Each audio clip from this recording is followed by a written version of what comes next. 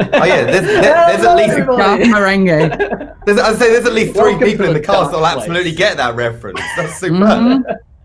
Bare minimum 3 people have seen that. Yeah. This is indeed somebody comes in from offside and just throws the cat. Dun, dun, dun, guys, we are live. We're live right. We are live. It's fine. Yeah. Hello, everybody. Welcome to Encounter Roleplay. Welcome to the backroom banter that has been going on. No doubt, sounds like it's been an interesting time back there. But hey, we're here now, and we're here for Tentacle Tuesday. And you might notice that Charlie isn't with us today, but she'll be with us again next week. So don't worry. Virginia hasn't died, as far as we know, but we'll find out today's session. Anything could happen. Instead, I will be your host. My name is Will. I'm a D&D sex icon. I'm taking back control. God damn it. And so guess who's going to be introduced last today? That's right. Everything is how it should be. So let's go around and meet the cast and remind ourselves of who we are and who we're going to be playing today. And let's start with Amelia. Amelia, how are you doing today? Hello, I'm good, thank you. I've had a hell of a couple of weeks. I've missed you guys. Apparently you've been busy. Yeah, we're fine. Well done? Question mark. Yeah, it's been a good week, and I did my first stream. I popped my stream's cherry this week, which was fun. And now I am back, and I am ready to be very French. Fantastic stuff. Oh, yeah, so run us a little bit about your character. It has been a couple of weeks, I guess. So, it has, so who you been playing? Yeah. I play Laure Belvont. She's very well-off and unconventional. Let's say she enjoys prodding people and seeing what they do. Yeah, I'll leave it at that. I'm not sure what she's been up to, but let's find out. Fantastic stuff. Of course, we've got Tom, redundant UK, back with us today. Tom, how you doing, my friend?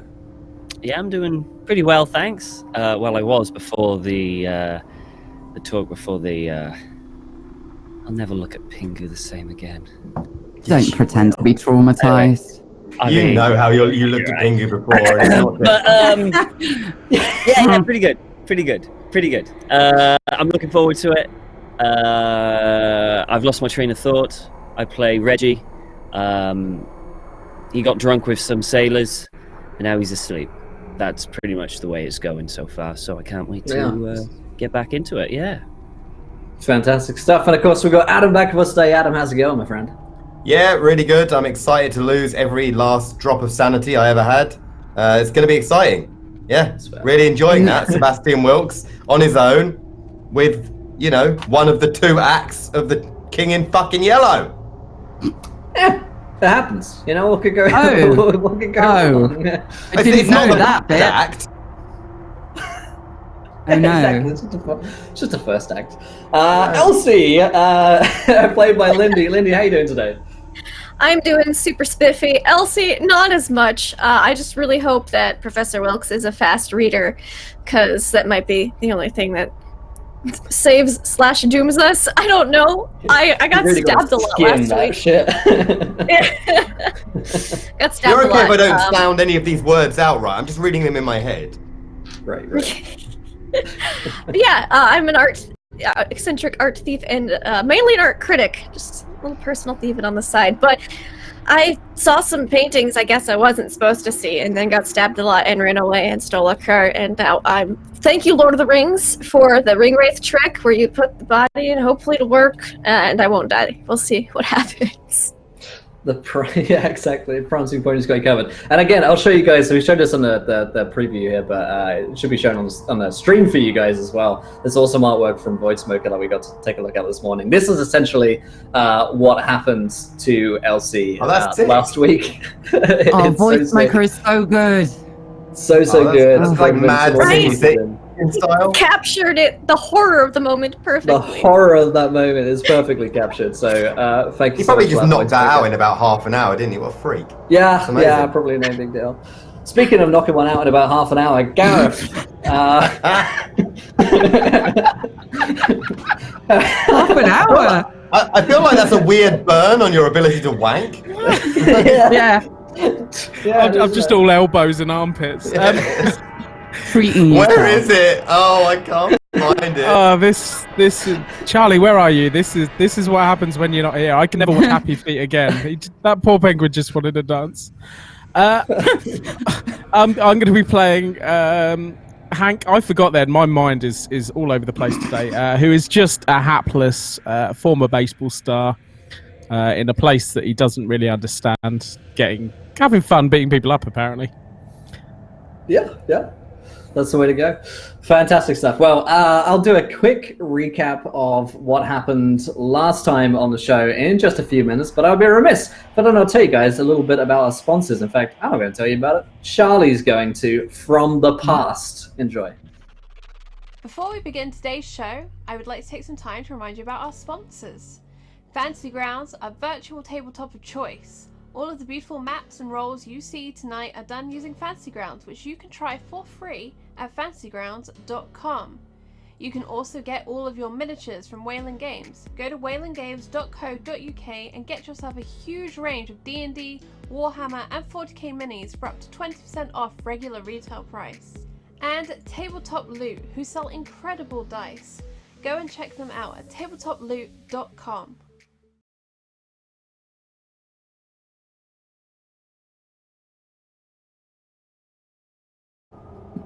And we're back after that sports event where nothing strange happened in the green room. So a quick recap of what happened last week, and I'll try and squeeze in a little bit a week before as well, for Amelia's sake. So they were trapped on Glumthorne Island, the investigators, and they've been having a bit of a tough time. So Reggie got into a fight in the one local bar with the sailors.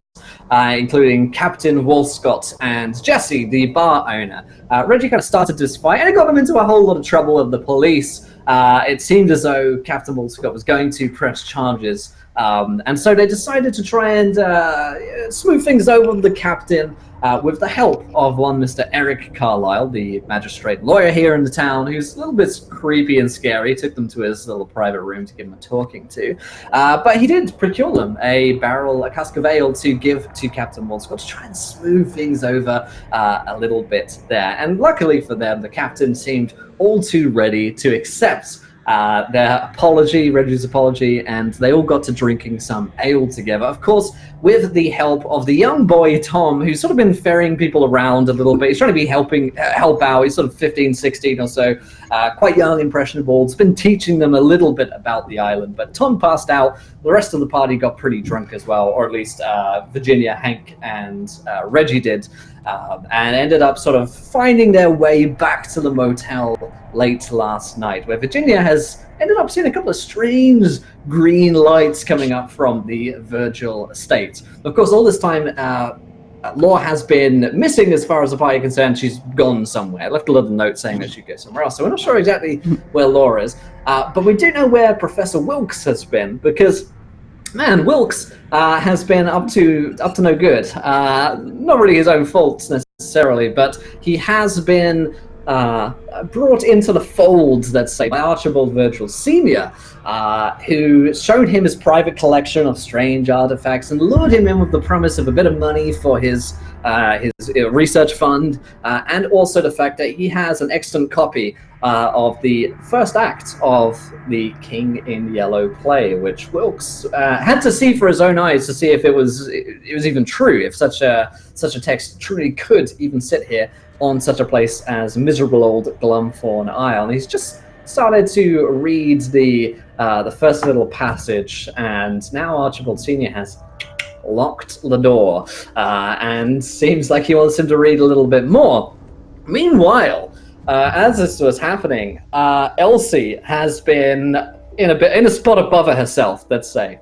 Downstairs in the massive Virgil estate, she started to have a little poke around once Professor Wilkes and Archibald went off into their private office. So she found a secret door in the gallery, the art gallery downstairs. And she had a little peek around. She thought maybe it was a servant's, entrance, whatever.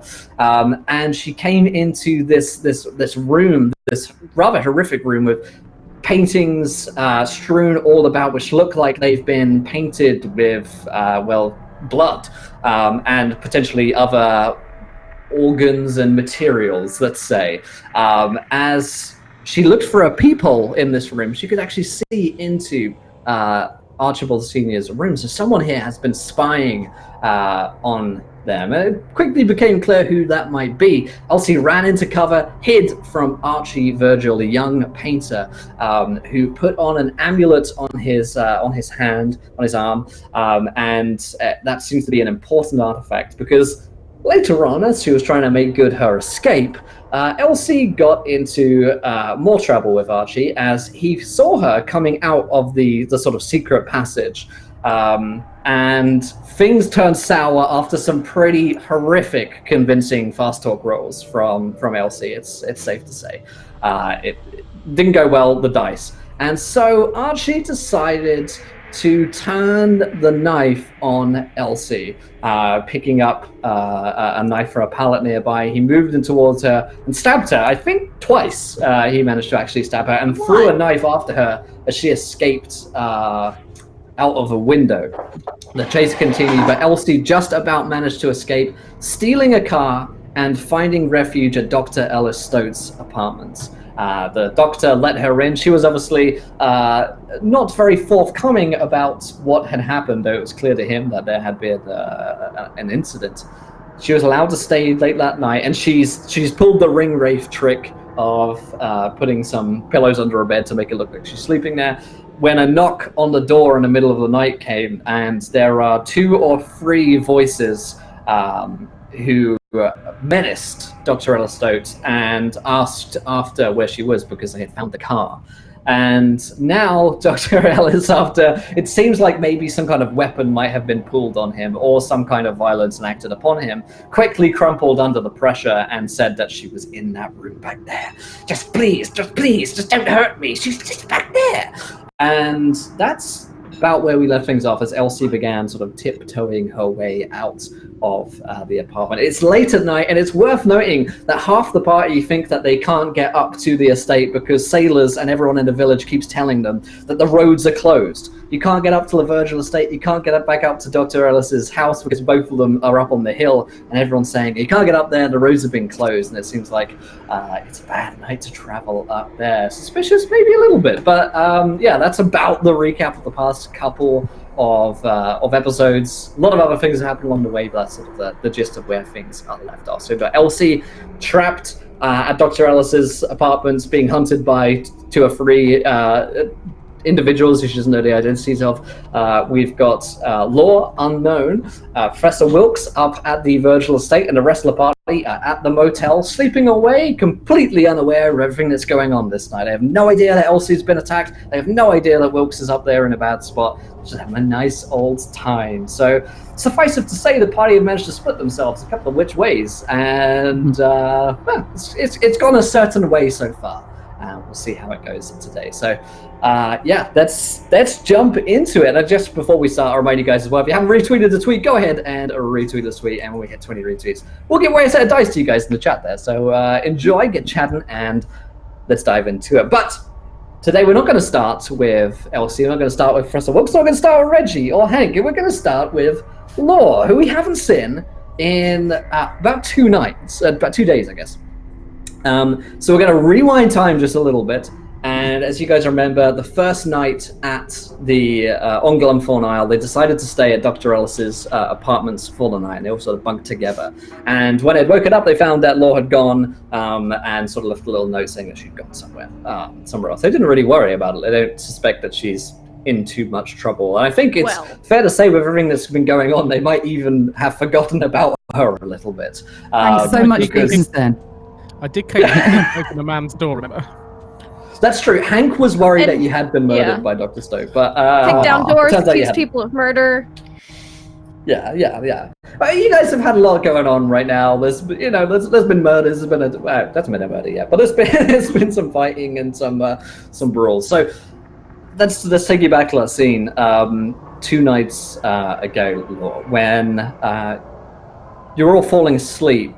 Everyone else has fallen asleep in their bunks. The storm was raging, but for whatever reason, you just weren't getting off. To sleep. It was probably the fact that the beds are super old, crusty, and they've got a sort of like damp, musky smell about them, like an old book.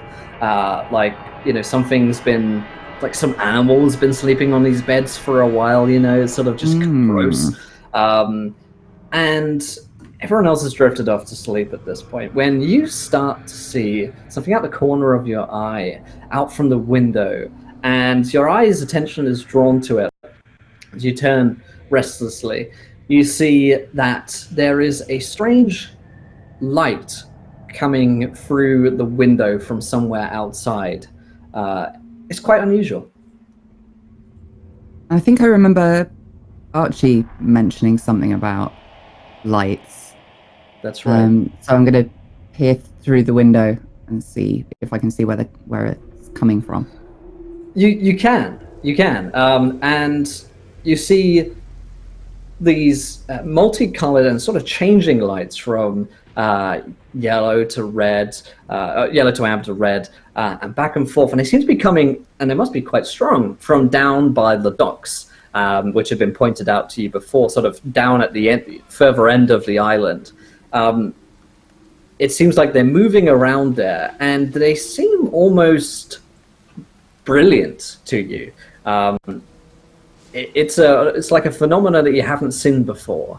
There must be some incredibly strong beams of light down there, almost like a lighthouse's strength, that seem to be sort of rotating around the island, and every now and again a beam passes by your window.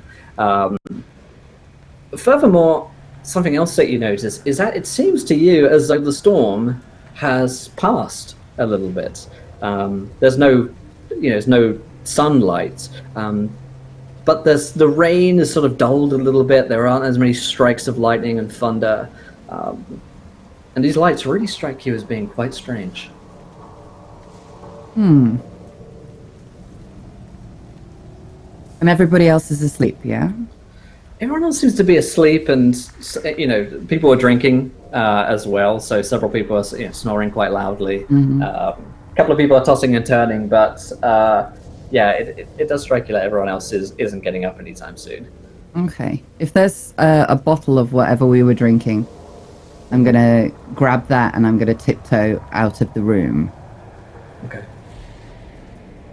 Yeah, absolutely. You grab the bottle of whiskey or whatever it is, and find yourself out of the out of the communal room, I suppose. There's a sort of hallway which leads to a door on the outside, and it's one of those porch like scenarios, I guess, or cubby ways in which there are just like a ton of coats hung up and boots and shoes and umbrellas and stuff like that. So plenty of like equipment to brave the outside. Did we see where our host vanished off to? He just squirreled off. So he's on the other side of the apartment. So he's locked. There's a locked door between you and him and his side of the house. He seemed to request some privacy, but feasibly you could knock on the door and try and wake him up if you wanted. Oh God, no. I've done enough damage where that's concerned. Okay, I'm gonna grab one of the coats. My own boots are more than sufficient if I want to go outside. As I'm making my way out, do I see anything that would give me some insight into what makes this guy tick? That's the kind of thing that I would be intrigued by.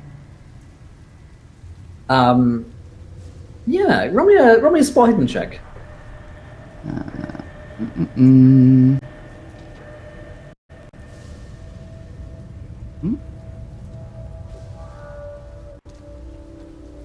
Okay, so I mean it's dark.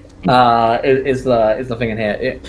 So you take a quick look around, and in this area that you're in, it doesn't seem like he's left many personal possessions. There are his coats going around. I suppose you could look through his pockets and stuff like that if you wanted to. But it strikes you that maybe if he does have some secrets, he might hide them where he's locked that door. There might be a reason he's locked a door between you and him. Yeah. I'm intrigued, but equally, I don't want to push my luck.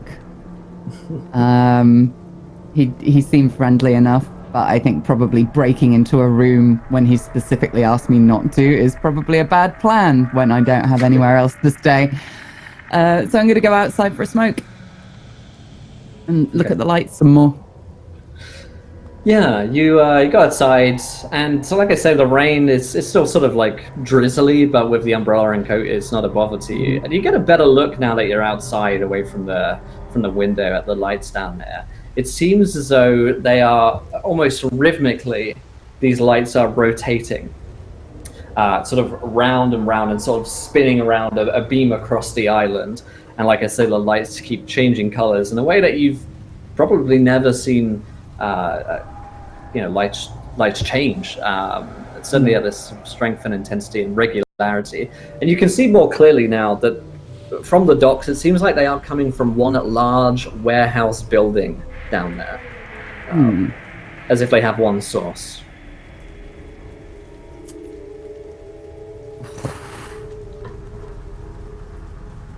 Millie is thinking this is a stupid plan. Laure thinks this is the most natural thing in the world. So I'm going to make my way down there. Okay. Eventually. Yeah, and it's probably the case where, and I'm sure we've all had something like this, where you sort of wake up in the middle of the night, or you just can't get to sleep, and you think a walk might be a good idea. Just get up and walk somewhere and have a little explore. Especially if you're on vacation, as maybe you are, question mark. So you take a little stroll, maybe just for curiosity's sake to take a little closer look, but you do find yourself a little drawn in by these lights, I think. Like a moth to a flame. There's something strange about them, particularly strange in a place like this. And there have been a few strange comings and goings, and you do think back to that conversation you overheard with Archibald Sr. and Mr. Eric Carlyle. There was an argument they had about something about shipments that they were bringing in. And Dr. Ella Stote had seemed a little suspicious about that as well. The closer you get, the closer you walk down the hill, the more you can make out that it seems like there might be a few figures moving down there. Occasionally you'll see a figure move past the beam of light, and you can sort of make out the shadow of that. So it seems like there are indeed people down there. How much further do you want to continue? I'll continue down, but having seen the shadows of other people and seen how visible that is, I'm going to be sticking to the shadows myself. I don't want to tip anybody off that I'm there. Okay. I'm going to sling my handbag. Oh, sorry. Go ahead. I'm going to sling my handbag over the crook of my arm so that it's just enough to kind of signal that this is not my usual environment, because maybe the coat and the umbrella would make me look just like a local. I want so that if I get spotted, I can just pretend to be some drunk floozy who doesn't know where she is. Okay. So roll me a stealth check as you're trying to sort of go a little unnoticed. This is going to go well.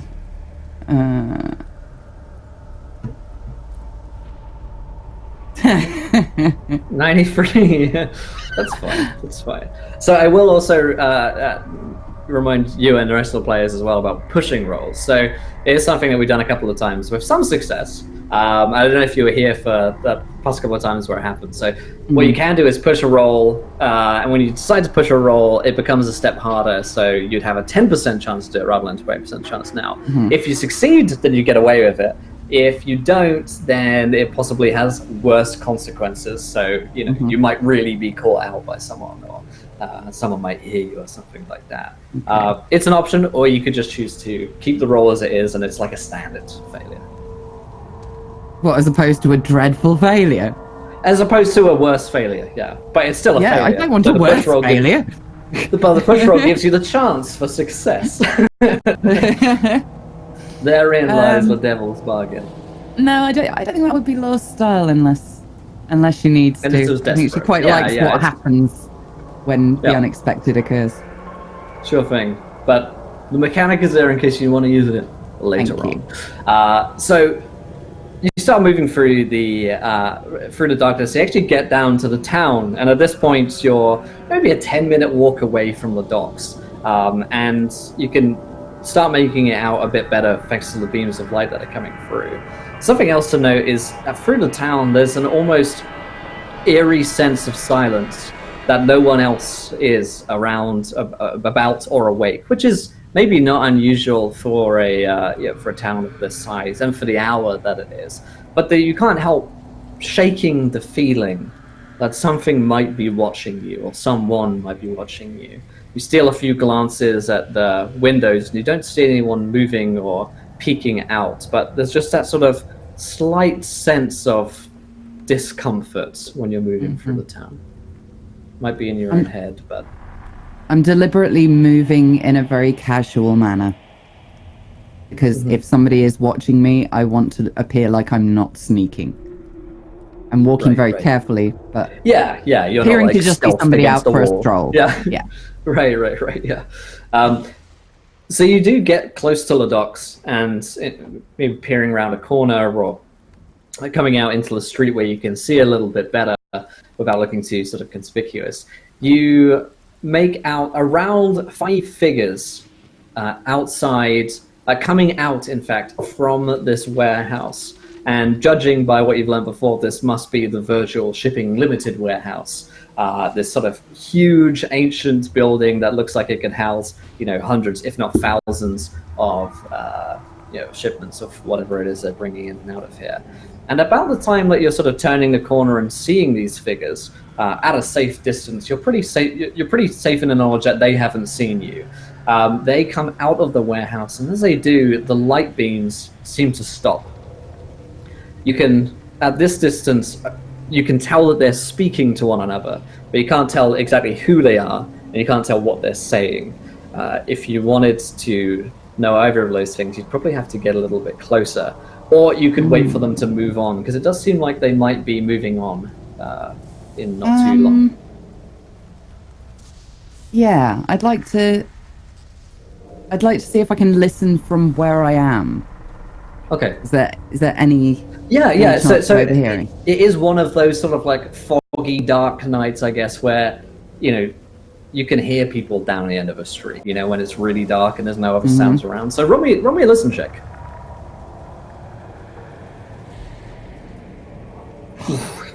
No luck today. No luck, unfortunately. And I don't recommend spending 21 luck for that.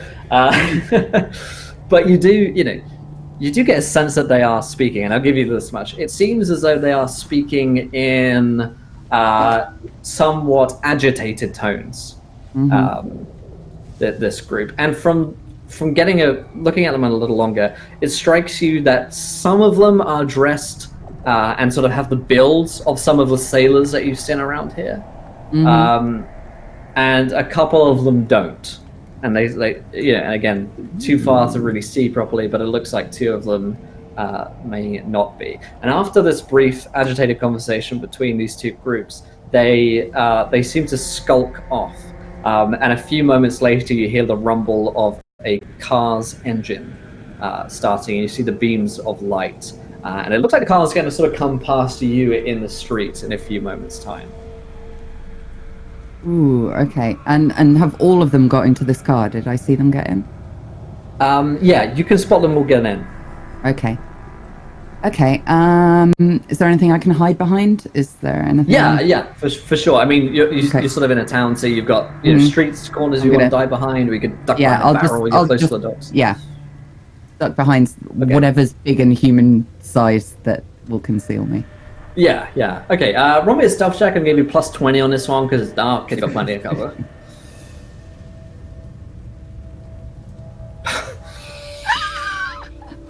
Oh, no. I ever. Roll me the stealth check. Add 70 to it because it's bright and... Oh, still a fail. Oh, no shit. Okay. I'll ask you this. Do you want to push the room? Don't have to, but okay. No. All right. So you're sort of somewhat concealed in the darkness, but you realize that when the sort of car, the light beams of the car come around, that maybe it's the reflection of your eyes, or that the cover isn't just quite as good as you maybe thought it was. But the car does stop, sort of a little bit in front of you. And you can make out, after the sort of blur of the lights being on your face, you make out two familiar figures. One of which is Mr. Archibald Sr., one of which is Mr. Eric Carlyle, the two gentlemen in suits, elderly gentlemen in suits that you sort of had a little run-in with before. And the other three look as though they are sailors. And one of them strikes you as the leader of that troop, because he's a much stockier, sort of older guy, and he's wearing, at this point, what looks to be a sort of captain's hat. And the car stops. A few brief words are exchanged from Archibald and Mr. Eric Carlyle, and the three sailors jump out of the car. And one of them calls out, it's the captain, and he says, "What have we here, little missy?" I stand up and go, "Well, caught me." And what might be your business down here this late at night? Oh, it was dreadfully boring in the house. I went for a walk. Saw you fellows and, well, forgive me, but when a young lady is walking on her own at night and there are gentlemen coming towards her, occasionally we hide. I am familiar with that. Well, Mr. Virgil bids you stay at his estate tonight. After all, it's dark, late, and, well, there's a storm. So, would you accompany us? Do I have a choice? Of course, you can choose how you say yes. You can do it in a funny voice if you like. Okay then, yes, very much. I would like to go with you. I skip towards the car. They do seem to genuinely enjoy that, the sailors, despite their somewhat menacing, appearance. They do seem to have a little moment of enjoyment from that, where he seems to appreciate. There's a mirth and a humor in the captain's eyes, and as you sort of jump into the car, he extends a hand towards you and says, "Captain Walscott, it's a pleasure to meet you." Laure Belvont. Shake his hand. So you're sort of packed into the back of the car, and Mr. Virgil sort of turns around, wearing his hat and suit even at this hour and his driving gloves, and says, "It's unexpected pleasure to see you here at such an hour. We were just having a late night meeting. Oh. Business, I'm sure you know, can run very late, Miss Virgil." Oh, absolutely. Yes, all the meetings got a little rowdy up at the house, so took myself off. I understand. Why don't you come back up with us to the house? It'll certainly be nicer furnishings than Dr. Stoat has available. Oh, I have no doubt. He's a chatty fellow, isn't he? Yes, to a fault. And, well, Professor Wilkes is already staying at the house, so you may as well join him there. Oh, lovely. I make no attempt at hiding how little that excites me. It has certainly sit at this point as well that you feel very much like a hostage. Oh, yes. At this point, with the sailors sort of either side of you. And so you drive up to the house. And arrive at the estate about an hour later through the darkness. You do actually drive past Dr. Stoat's apartment, so you don't see any movement or light on in there. And you come back to the estate, car pulls up, and the sailors, at this point, they grab you. And it's not necessarily a particularly violent grab, but it is a stern sort of arm around each of your arms, sort of come with us type deal. Gentlemen, there is no need for any of that. I know what this is. Must apologize for Captain Walscott and his companions. They are somewhat uncouth, but I promise you they won't harm you as long as I say so. Take her down. All right. It's all right. This is not my first dance. There's a sort of there's a moment of respect between you and Captain Wolfscott, where he understands that you understand what's happening, and he appreciates that you're not kicking and screaming. And so he just he nods and says, "Take her down to the basement, lads." And they stop, sort of marching you into the estate, which seems like the house itself is completely dead at night. And they lead you through the kitchens, and one of them pulls a sort of gargoyle's face, which is on the wall. They pull it down, like it's an Indiana Jones Nazi castle, and there is a passage which opens up, and this one from the kitchen, for those playing along at home, leads down into darkness, and one of the sailors sort of like shoves you forwards. Keep moving. All you have to do is ask. It'll save us both a lot of trouble, huh? And I Shut up. walk down where he's... Oh. He's brusque, this one. I like him. The captain says, "Shut Go up. to where they're leading. Shut up, lads. She's fine. She's fine." And they kind of bring you down into the basement area. And down here in the darkness, there is a quite distinct, palpable, yet at the same time still disturbing smell of dried blood down here. And it is definitely a room immediately which strikes you that someone or some amount of people have probably died here. And you're not sure exactly how long ago that happened, because this room looks like it is made out to be essentially a holding cell, a prison. In fact, more of a dungeon, maybe more of a medieval dungeon, because this house is probably old enough to have functioned as a castle at one point or another. There are chains on the wall, manacles on the wall for hands and ankles, and quite swiftly the sailors go about locking you up.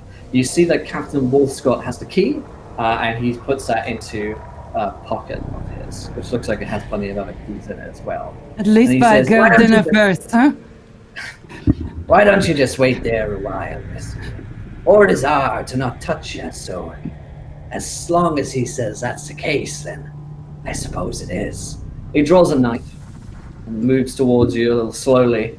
You feel the knife sort of running up against your chin, and you can smell his rank, drunken breath from here, and you suspect that whatever few teeth that he does have left are rotting to hell.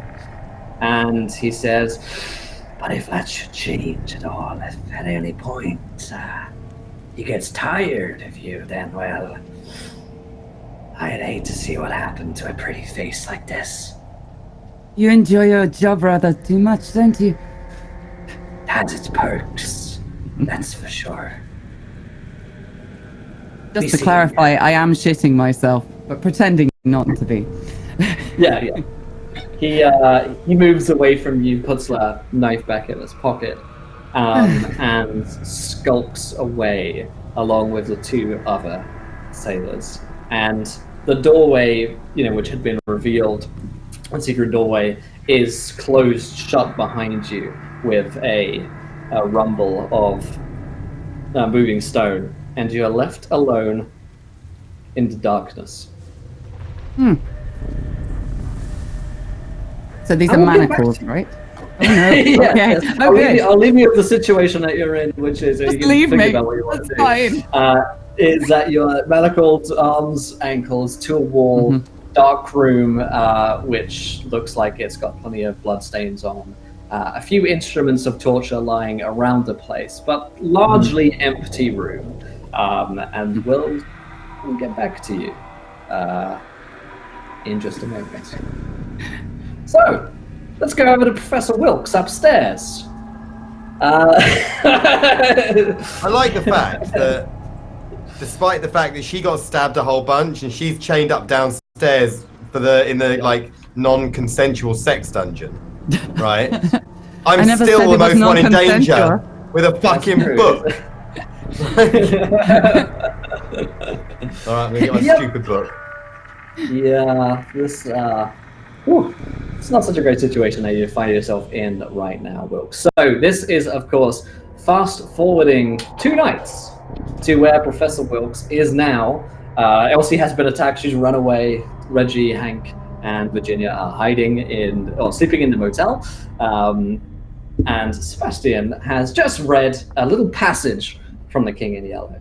The door has been locked behind him, and Archibald has said, "Why don't you read some more, Professor?" Of course. Any particular passage you wanted me to read? Why don't we start at the beginning? And is this in English? Is it in Rillian? So yeah, it's in Relay. It's in Okay. Relayan. Do you want me to actually sound it out like it's in Rillian, or do you want me to just go Sure, with if you want to. Yeah, if you want to, for sure. Okay. Of course. Are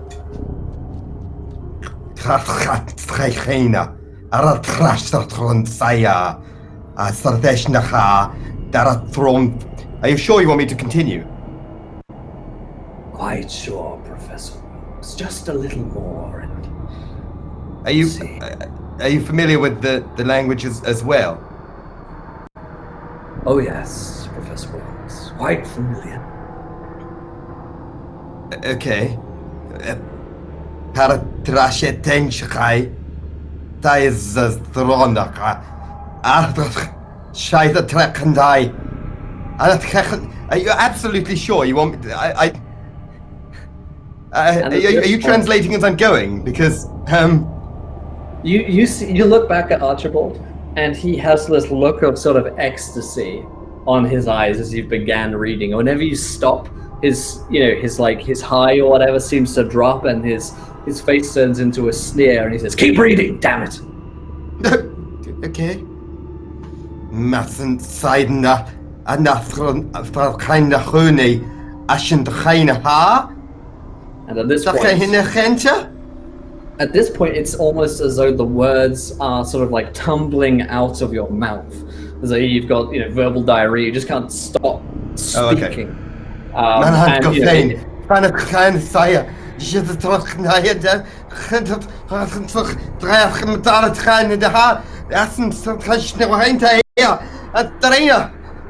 so forth. Absolutely, and as these words begin to tumble out of your mouth and slip almost without control, the room begins to lose focus for you, and you become less aware of the professor there, though your anxiety and the fever pitch at which you begin to speak begins to intensify, and as these words jumble out of your mouth, you begin to feel very, very dizzy, as though you're about to pass out. You begin to blink quite heavily, but still the words tumble from your mouth, and you hear Archibald Sr. shouting and screaming, "Yes, more! More!" And as you reach this fever pitch of screaming out these words, you finally pass out, and everything goes black for a second. And it's similar to when you haven't eaten anything and you just like faint, and you feel all the sweat has been beading on your brow, and eventually there is only darkness. Darkness sounds and great. an eternity passes, or what seems like an eternity at least. And when you finally come to consciousness, and at first, your eyes are closed, but you begin to think again. You begin to think, where am I? What's just happened?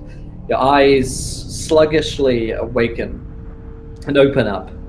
As the eyes flicker open, you find yourself in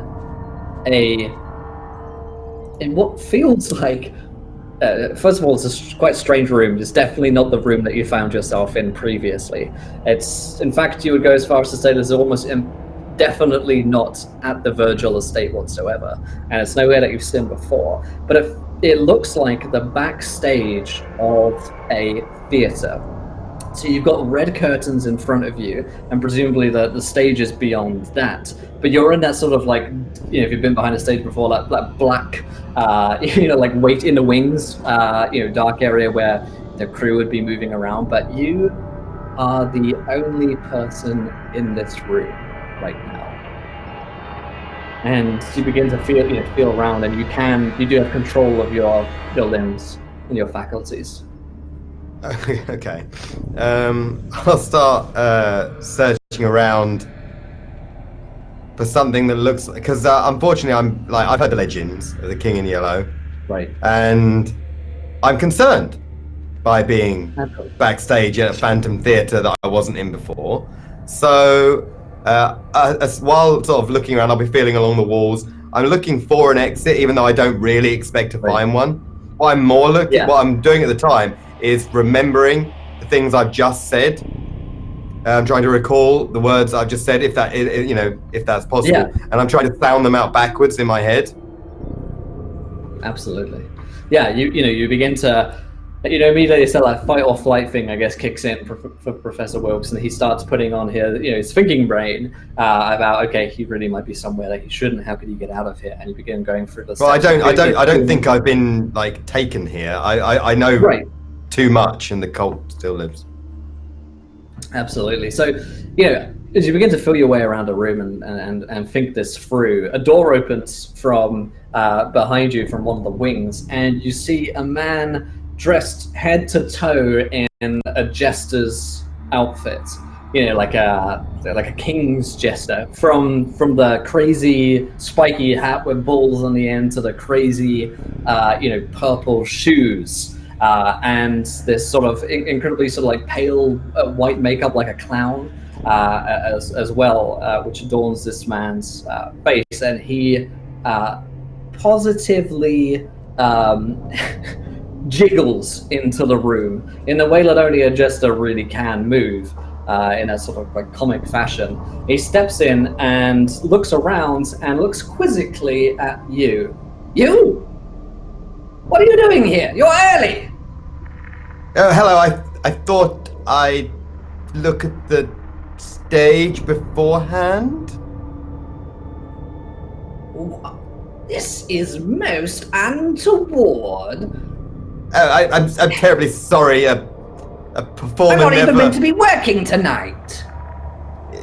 Yes, it was. Yes. So it was a funny story.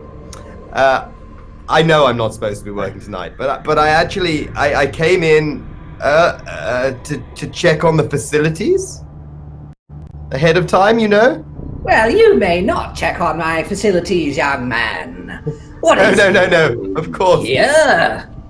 And I'm just gonna sort of start picking at the curtain, just like jink, everything ship shape and nothing untoward, don't you know? A good art never. He sort of bumbles towards you with each step, moving his head like that of a crow's when it's peering at something, looking you up and down, and says, Wait a minute, I know what's happened here. You've come through a day early. Yes, that's what I was... Are you the citrine court, yes? Don't look like one of them. It's only very recently. I'm desperately attempting to sort of run along with this conversation, rather than. Well, then you're here for the secrets of reality to be laid bare before your very eyes. Oh, yeah, yes. Well, then you're going to have to wait, aren't you? Tomorrow is when the stars align, you idiot.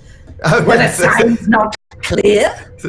That's silly. It must have been a mistranslation. You know that easily. 100 years of research gone to waste, and they send you. I was surprised when I got the call as well. It's most untoward indeed. The master will not be pleased with this at all. The performance is not ready. No, I fully understand. If anything, actually, because it is so important to the overarching combination, if you could direct me back, then I can come back at the appointed time. Back? Send you back? Yes, that way everything would correctly align, don't you know? Well, it's very untoward. Very untoward indeed. Unorthodox, I might say. I've agreed, but I feel it would be best. Yeah. Honestly, the whole thing has been a little bit of a rigmarole up to this stage. Well, are the rest of the preparations in place? Oh, absolutely. No need to worry at all. The whole system is, in fact, fully ready to go. But if I were to return now, then the functioning element can be put into place correctly. Don't you know? Who do you serve? Oh, Archibald Sr., obviously. I mean, who do you truly serve? Okay, do I know the answer to this? Because I know the answer out of character, but in character, do I have any idea? Let's roll an occult. You're pretty good at that, so the odds are that you do know. Yeah. Yeah. Yes, your out of character guess is as good as Sebastian's. Oh well, he might. Don't try to trick me. He mustn't be named. Gotcha! Almost. Well, this is very, very, very strange, but I suppose mistakes do happen, though. Honestly, one cuneiform wrong, and these can occur. Yes, well, as long as all of the shipments are prepared and there is enough power, my understanding. Again. But my understanding from the last manifest I saw is that if anything, it was over the quotient. Well, that's just as well. Because when you get back there, someone has to take the fall for this mistake. Totally understandable. No, I wouldn't expect anything of the sort. So, when you get back there, how about this? Kill one of them as a message, and then the burden on you will be cleansed. Okay, of course. You'll have to take the fall for this one, I'm afraid, because I understand. That's very, very wise. I will endeavor to fulfill that immediately upon returning. Do not worry. Very well. If you say so, then I suppose I'll have to believe you. Oh, thank you so much. You are a man of your word, aren't you? We are both, are we not, men of our word? I'm not really a man. Well, figure of speech, of course. Yes. All right. Well, then the deal has been agreed upon. We'll both scratch my back here, I'll scratch yours and all that. So if we both just scratch each other a little bit and see what that takes us. The scratching, yes, yes, perfect. Good. We understand each other perfectly then. I'll excellent. send you back. Interesting. All right. I'm not sure exactly where this will leave you, but best of luck. Thank you so much. He draws a knife. Pretty wicked-looking blade, serrated. Come here. Excellent. Sort of clenching, but sort of walking forward. Hand out.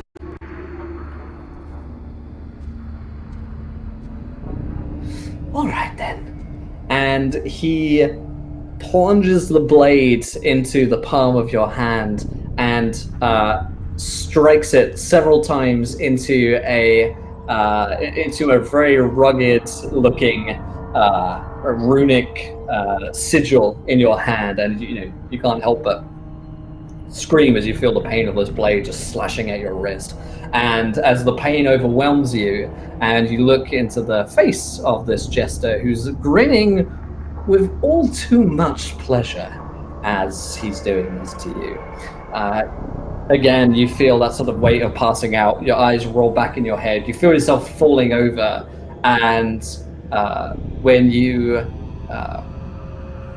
finally pass out, find yourself on the floor, you awaken. And you are in a room, a dark room, but it feels familiar. It actually sort of like, I guess, might smell familiar to a place that you've been in before. It feels like home, it feels like earth, wood underneath you. Feels like real wood. You don't see any crazy jesters around. You do have this mark burned into your, not burned in your hands, cut into your hand, into your wrist. Sort of like this shape, yeah? Yeah. Yeah, cool, Exactly. brilliant, sick, great, fantastic. Which is still a mark on your hand. And for reference, you seem like you're out of character, you're in Archie's secret painting room. And so for Wilkes, you've not been in here before, but you do see all of these paintings which look as though they've been drawn in blood around you. That's You're very groggy. Fantastic. Okay, so yeah, okay, I don't know any idea of how to get out. Okay, I'll start feeling around the room for like edges, finding doors, something like that. Unfortunately, I know enough about, I think, this to know that I need to find somebody involved in the cult to kill mighty quick. Yes, absolutely. Well, speaking of which, as you begin to look around, and again, these paintings are sort of faces that have been stripped. The skin has been stripped away from their faces. Quite horrific. And by the way, I'm just gonna roll 4 points of sanity is lost from having gone through the strange situation that you've just found yourself in. I call that a fucking win. That's fantastic. That's good. Really? And then roll me a sanity check now. Oh, badness. Which is one that is rollable. Is that just without. Boo! Fantastic. Not really. One of those. All right, 3. Yeah, you got away with it. I honestly, I'll take 7 points of sanity lost for crossing through to the Cicerine Court. Oh. Yeah. Mm-hmm. I'm sure it's fine. I'm still mentally alive. Yeah. So, despite all of the, despite the situation you're in, your faculties are still with you. Your heart is racing, the adrenaline's pumping. You also spot the peepholes, right? Mm-hmm. And you can see the sort of bit of light coming through the into the room coming from this, and you can start to hear voices, raised voices, which if you got closer, you could probably hear. Right. Yeah, I'm going to definitely get in close there and try and peep through whichever hole it is that this is. I'm going to peep through from slightly, like my eye isn't up against it like this. It's a bit more like that. You know how you do with a peephole on your door if you've completely forgotten that there's a reverse inside it and you think it's just a hole. So you peek through, and you see Archibald Senior is in the room, and he's now seated at his desk. The book is closed, and rushing into the room is young Archie Virgil, who right now has a knife in his hand and blood on his person, which doesn't look like it's his own.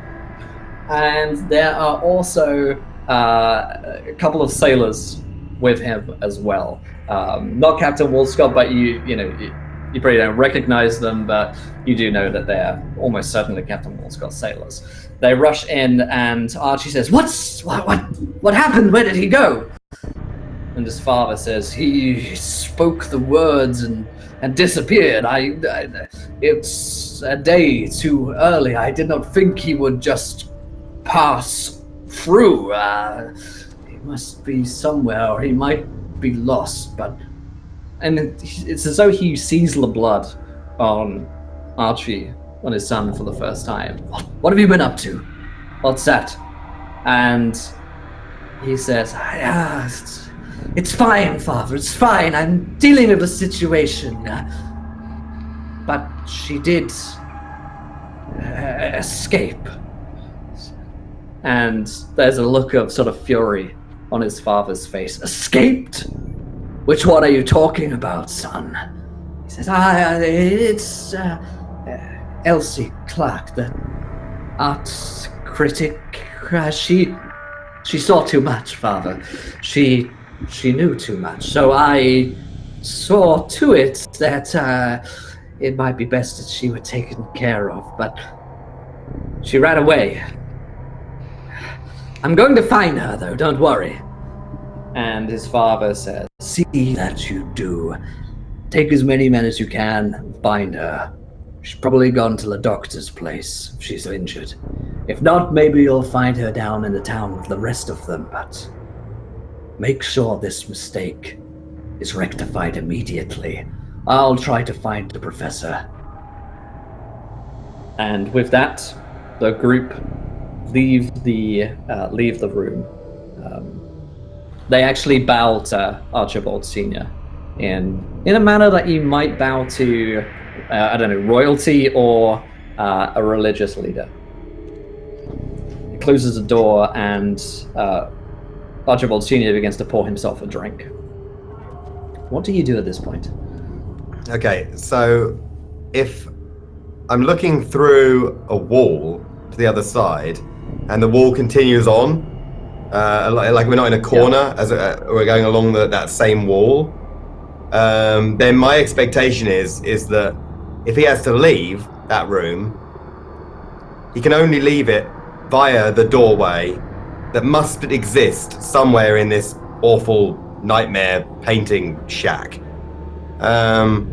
So I'm going to find the doorway, wherever that might be. I'll be sort of looking around, generally, feeling in the edges of bricks and stuff until I locate a doorway. See if I can open the door, and then I'm going to pull it to and wait for him to be definitely with his back to me. Okay.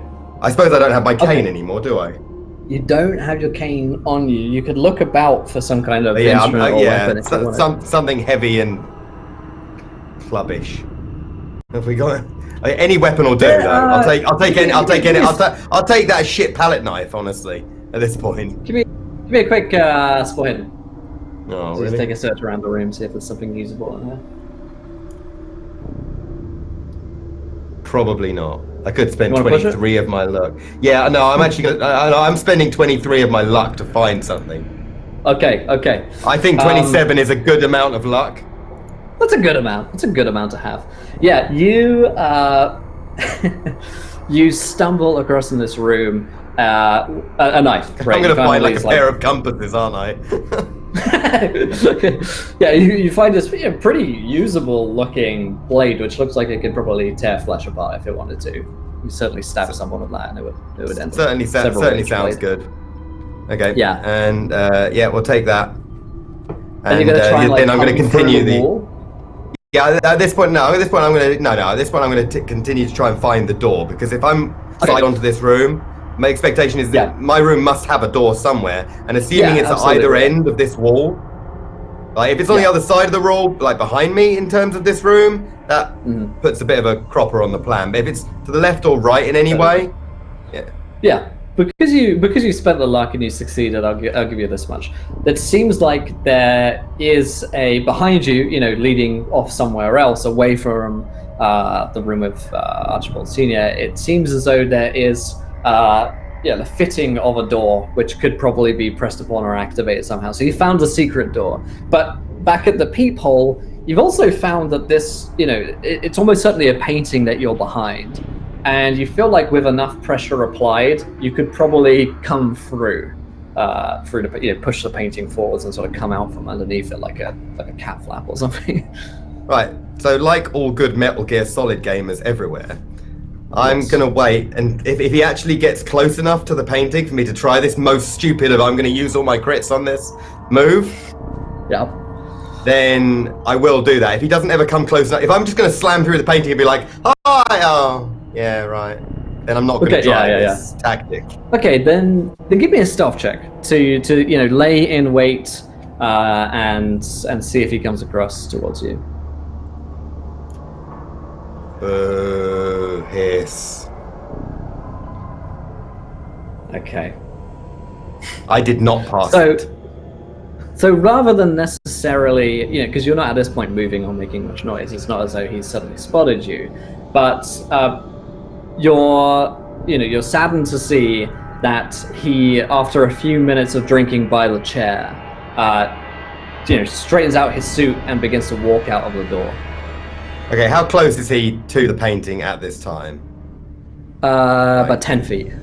Yeah. Oh crap! All right, then I'm going to let him leave. Room, but... Yeah. Okay. I'm going to let him leave in this situation then, and then pull off the incredible painting bursting. Incredible. trick. Yeah. Absolutely. You hear him leave, and you hear the key turn in the lock again as the office is again locked. So much and bullshit. you sort of pull yourself out of the painting, and you're alone in his room with the book. Okay, we're on the first floor here. Yes.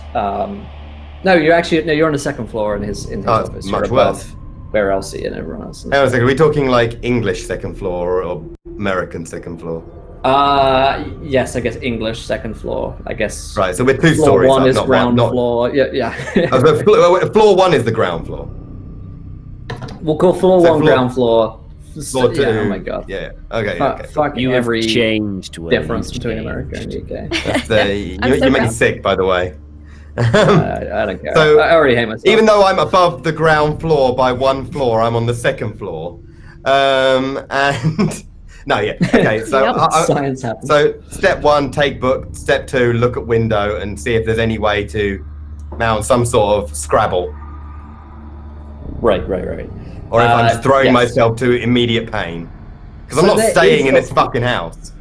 Right. So in this private office, there is a window, and you can look outside, and this storms are going.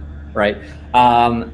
You could feasibly try and get your way out of the door to the office, and then you know the way down, to tiptoe down the staircase, and you know the way where the cars are, and back from there. As an aside, the window is also locked, so you'd have to jimmy it a little bit. Okay, well, I suppose I'll go through the... Okay, look. Have I heard a car going off as to indicate the mass party exodus? Other than one dickhead? Yes, you would hear the rumble of cars down below, and you can see where it looks like those, the sailors and Archie are headed off into the night somewhere. Okay, I'm going to mount a quick search of the room to see if there's anything really obvious that's a better weapon than this crap knife that I've got. Okay. Like, for example, a gun of some description. If there is a gun, it's probably in his desk drawer, which is also locked. But again, it's a desk drawer. This one, I'm going to have a go at with a knife. Like. Okay, yeah. Unless he's got a special kind of safe in his desk drawer. This one, I feel comfortable. I can like. Yeah, you could give it either, either a locksmith, but if you don't have the skill, if you're just sort of going at it with a knife, I'd let you do it with a strength check. Sort of force it open. Let's try it with a strength check then. Oh, so close. Oh, I nearly failed that. But you succeeded. Very fractionally. Just about. Like on the world's closest success. Yeah. Okay, any exciting armaments? Very exciting armaments. Yes. You crack it open, and inside, amongst some other, like papers and bits like that. I'm having them as well. Don't worry. Yeah, great. Stove papers for sure. You do find a revolver there, and there is ammunition with it as well. Excellent. Is there anything like a bag in the room? Sure. Yeah. Like I'm thinking like a shoulder satchel or something like. Yeah, like a walking along with an arm full of like books and bag is going to be at best. Hold on while I reload. Hang on, I'm just going to put down. Yeah, a little carry bag that you can stow stuff with. All right. Okay. And how do you want to leave? Okay, I guess I'm going to try and as quietly as possible get through the door, but I'm super hopeful about it. Okay.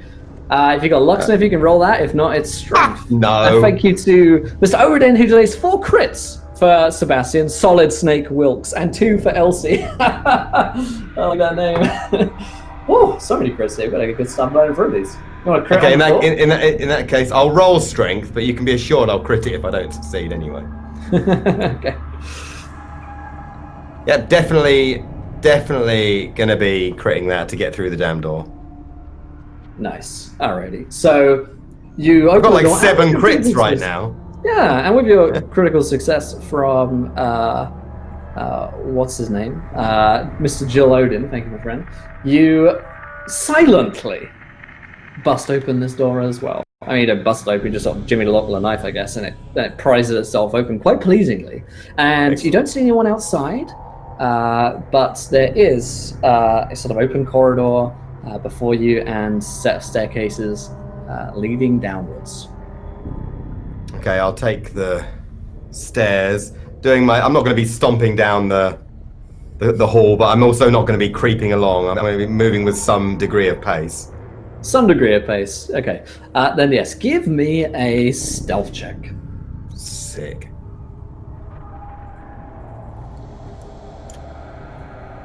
Oh, that's a nice roll. That's a hard success.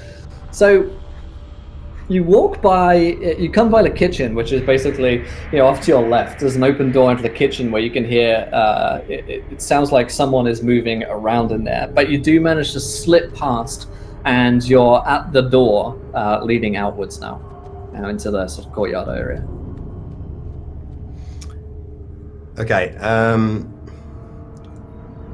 so this is kind of dark, but I'm aware of the mark on my hand. So whoever's in the kitchen, I'm gonna. You peek your head in. You peek your head in, and it's Agatha, the one-eyed old crone woman. Oh yeah. Crone. This makes it morally quite easy. She was a nice one.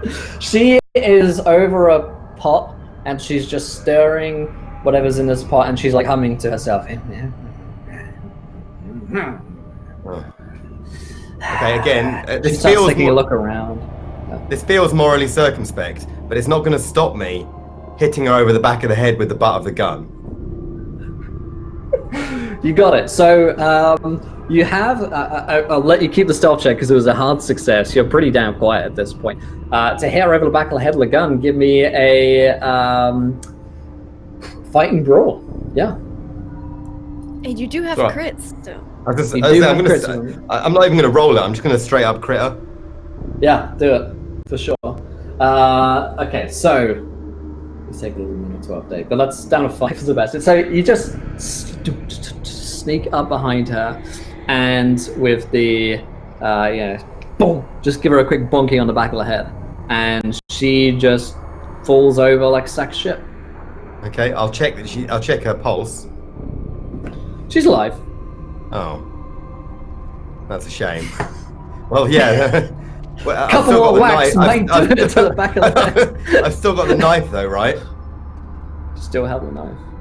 I don't need to hit her over the back of the head then. Like, the base of the skull seems probably like bang the back like a hammer. I've done anatomy. I'm a professor. Look, I don't want to be doing this either. I don't want to die. I approve. Yeah. So the first person to be killed is not by my sorry. hand. Don't get me wrong. I don't feel amazing about it, but she is just a servant. Right. So you're gonna slit her throat? No, I'm gonna knife back of the skull, bang the back with the revolver like a hammer. Yep. One and done. Okay. That's fine. You lose 4 points of sanity. That seems like a fair exchange. As you do this. Question for Sebastian. Has Sebastian killed anyone before? Oh God, no. I probably not. This is probably harrowing beyond belief. Like I don't think we're like I'm aware of what the mark means. Yeah. And so I'm aware of what has to happen, but equally. Like this is probably nearly mind-shatteringly damaging, I would imagine. Yeah. Absolutely. And I mean, you've already lost quite a lot. Oh yeah. It's a total of 11 at this point. So, so I think Sebastian is having a tough time right now in regards to. My hands are shaking. I probably vomit on her after killing her. No, I'll go to the sink or something. This doesn't need to get weird. The pot. Yeah. So this doesn't. I like the soup pot. Yeah. No, I probably vomit after doing this. I'm probably shaking so badly that I can't move for a degree of time. If I wasn't in such mortal danger, I'd probably be like curled up in a corner having a fetal time. Right. So you don't know how long exactly it is that you spend, here. Maybe it's a minute or two, maybe it's 10 minutes or whatever amount of time where you're sort of heaving and sort of trying to get back control of yourself, of your faculties, throw some water on your face in the mirrors type moment. And what do you... Well, okay, I'll tell you this much as well. As you're washing yourself, you spot something in the mirror, and it's one of the gargoyles, and it's the same sort of gargoyle head that you saw before for the secret door in the room, and it looks like it is slightly out of place as well. And if you've searched her, would you search her? I doubt it. I imagine I'd have trouble even like looking near. Yeah, even looking that at area. Well, I'll tell you this much then. There is a rack of probably like weeping snot and stuff on her while killing her. Right. There is a set of keys which is hung up not far from the gargoyle either. And it's not like you need to do anything with that, but it is something that you would spot while you're in this room, which... I mean, probably while staggering my way to the door. Yeah, while you're staggering out towards the door. Maybe I reached out with one hand and they chinked under the hand against the door or something like that. I don't think I'd have even been in a state to actually physically spot them. But I think probably I put my hand out or something and chink. And well, what's that? It should be wall, but it's not sensory. Yeah. And I'll probably throw them in the bag. I'm not going to look at them or anything like that. Right. And then I'm basically, the plan at this stage is to get down the hill to where I think Elsie is. Apparently they said probably at Dr. Stote's, and I'm like, that seems reasonable. He's the nearest person who's alive. And, she's also the only member of the entire group I don't find really irritating. So... Yeah, absolutely. That's the low-key plan, but basically that plan is going to be slightly held up by the whole stopping to vomit every 2 or 3 minutes. Here's what I'll cut to real quick here. While Sebastian is still, crying and vomiting and whatnot, having just murdered Agatha, the old servant lady. By the way, about the mark on my hand. Yes, we'll get to that in a second. Actually, because I think Sebastian maybe hasn't been fully aware of what's going on. Yeah, just now. So Laure, it's been some amount of time that you've been down here, quite a while. You and we'll montage this one just a little bit. But the only time you've really seen anyone is earlier this night. And so we'll go back to there. And there's the rumbling of the door opens up, and you're surprised to see, rather than any of the sailors or the men that you've seen before, in fact, what you do see is the old lady, Agatha. One-eyed crone comes in, and she's got a dish of food. It looks like some kind of soup that she's been making, or stew. And she comes in and says, "Hello, dearie. Feeling hungry?" Well, I could go for a cigarette, to be honest. Don't have much of an appetite. Well, it's best that you eat. I should think. Seems like you've gotten yourself into quite a sticky situation. I'm not exactly sure how I got into this. Well, you're probably looking where you shouldn't have been looking. That's usually how they end up down here. It means more cooking for me, so I don't mind. Oh. Well, that's all right then. Make a mental note never to eat anything she's given me. She puts a tray down, pushes it towards you, and sort of... oh, you can't move. I suppose I'll have to spoon feed it to you. Oh, good. Well, I mean, if you could just unchain my hands just for a second, that can save you the bother. I want to try and persuade her. First, dear. You can't go escaping on an empty stomach. I want to try and persuade her. No! Come on, just a little bit.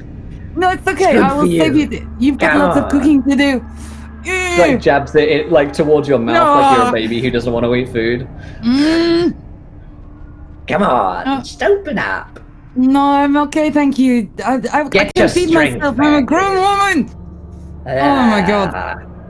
Please stop doing that. She like smears it on your face. Oh. That'll have Oh, to thank do, you. I suppose. Puts I it don't suppose down. you've got the key. Just my wrists are starting to hurt a little bit.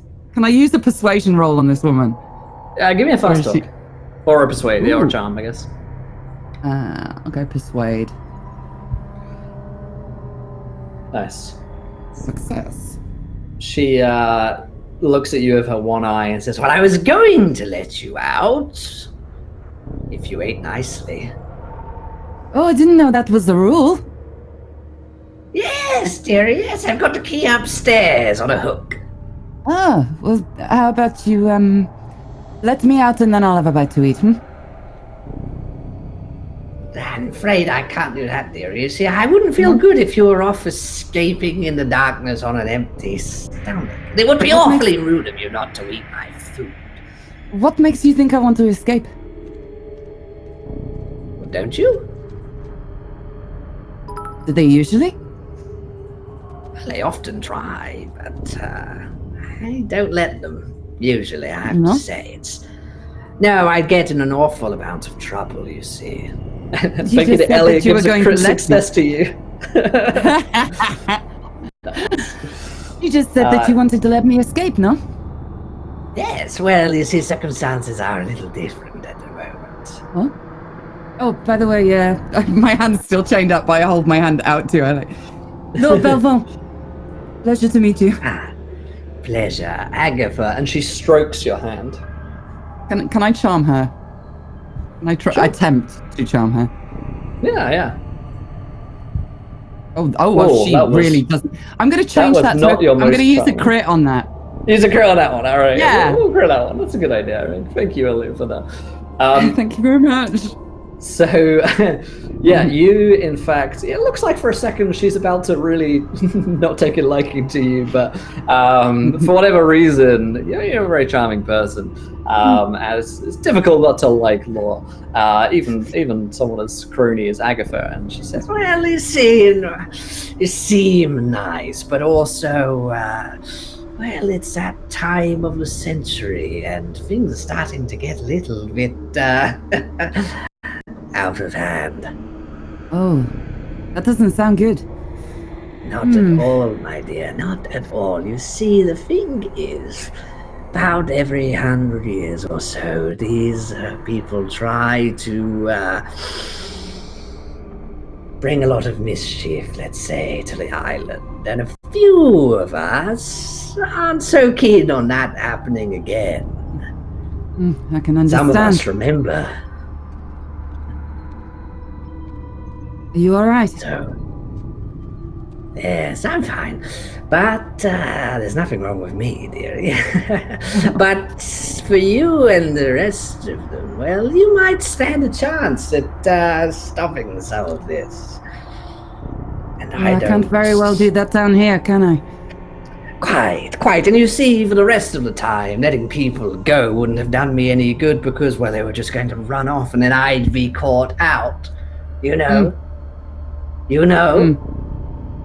You do know. Okay, well, how can we work this out? Because dying, not really my style, and as fun as these manacles are, nobody seems to come to visit, so... Well, as things stand right now, I understand that the gentlemen are still in the house, but soon they may leave, as they often do in the middle of the night. When they're gone and they're off down the docks, then I will come and fetch you. I'll hold you to that. You can make it look as though I was overpowered. Okay. Oh, we'll do a swap. It'll be fun. Quite. Yes. And when you do go, make sure that you look after your friends. They might be in trouble. Look after yourself, but also, if you can, while you're out and about, try and stop these awful people. That would be very, very much appreciated by me and many others. I'm not exactly sure how to do that. I mean, have you got anything that I can use Any advice? This is all brand new. I'm used to artist lodgings and stupid parties. Well, as I understand it, their secret meetings are often held at the magistrate's court. It's been renovated for very, very long now, and I see people coming and going there quite a lot. I suspect that heading there would be a good course of action, but I would not do so without some... Some what?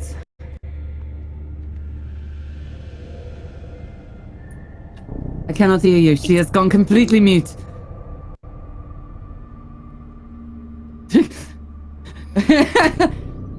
The Carcossa, it's taken his voice. Oh no. I feel like It was I just murdered the general of the Rebel Alliance. I blame the stew. Yeah. This is what you get for clubbing old ladies. Still Clearly, I've made my error somewhere here. I like you less now. I didn't think that was possible, but... With luck, nobody will ever find out, and I'll lie about it a bunch. Test, There you go, you're test, good. test. Yeah, Better? you're good. Hey, you're back. Fuck me. Okay, I don't know why that happened. I didn't change anything. But anyway, you see Agatha sort of skulk towards you a little bit further and says, there are weapons that you might want to use. That would be my advice. Okay, well, what kind? I don't Any know, advice, there are really? guns, there are knives, there are all sorts of things you can use to kill people, really. A knife to the back of the head, knife to the throat, gunshot Anything to the back around of the here? head. Ooh, good ways to die. I mean, if you could leave something for me, that would be great. Not sure that would be a Right. good idea, but I do know that fellow, Mr. Domenico, has a house here, and he has guns. Oh, good to know. He was Yes. interesting. Well, so, as mentioned, get out, and if you can, head to the magistrate's court with some guns, and see what happens, yes? I'll do my best. Right, Look forward I'll to see seeing you for the in... switcheroo. Yes, I'll see you in about an hour or so. All right, enjoy. Don't cook too much. Don't get too hungry. And she skulks away. About 10 minutes later, roll me a listen check. Actually, just get fucked. Is that all right? Would that be cool? That's a success. Of course, You hear- you You hear the sounds of like a pretty loud thud from somewhere above you, which must be the kitchen, and you would probably hear the sounds of someone crying / vomiting faintly. You can't tell who that is. I choose not to call out because crying and vomiting are two of my least favorite things.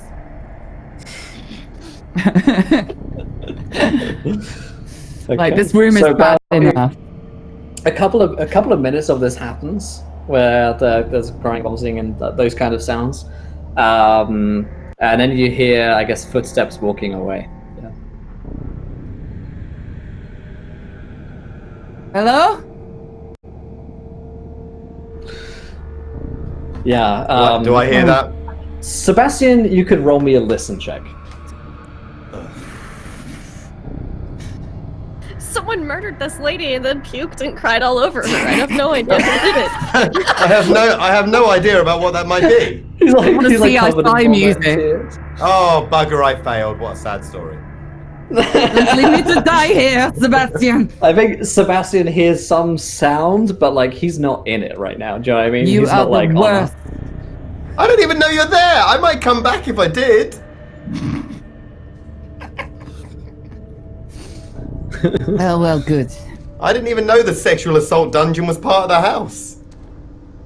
Yeah, because that would have changed things. I might have come back, Oh, there are possibly. books there. Cost of human life is negligible in favour of the books.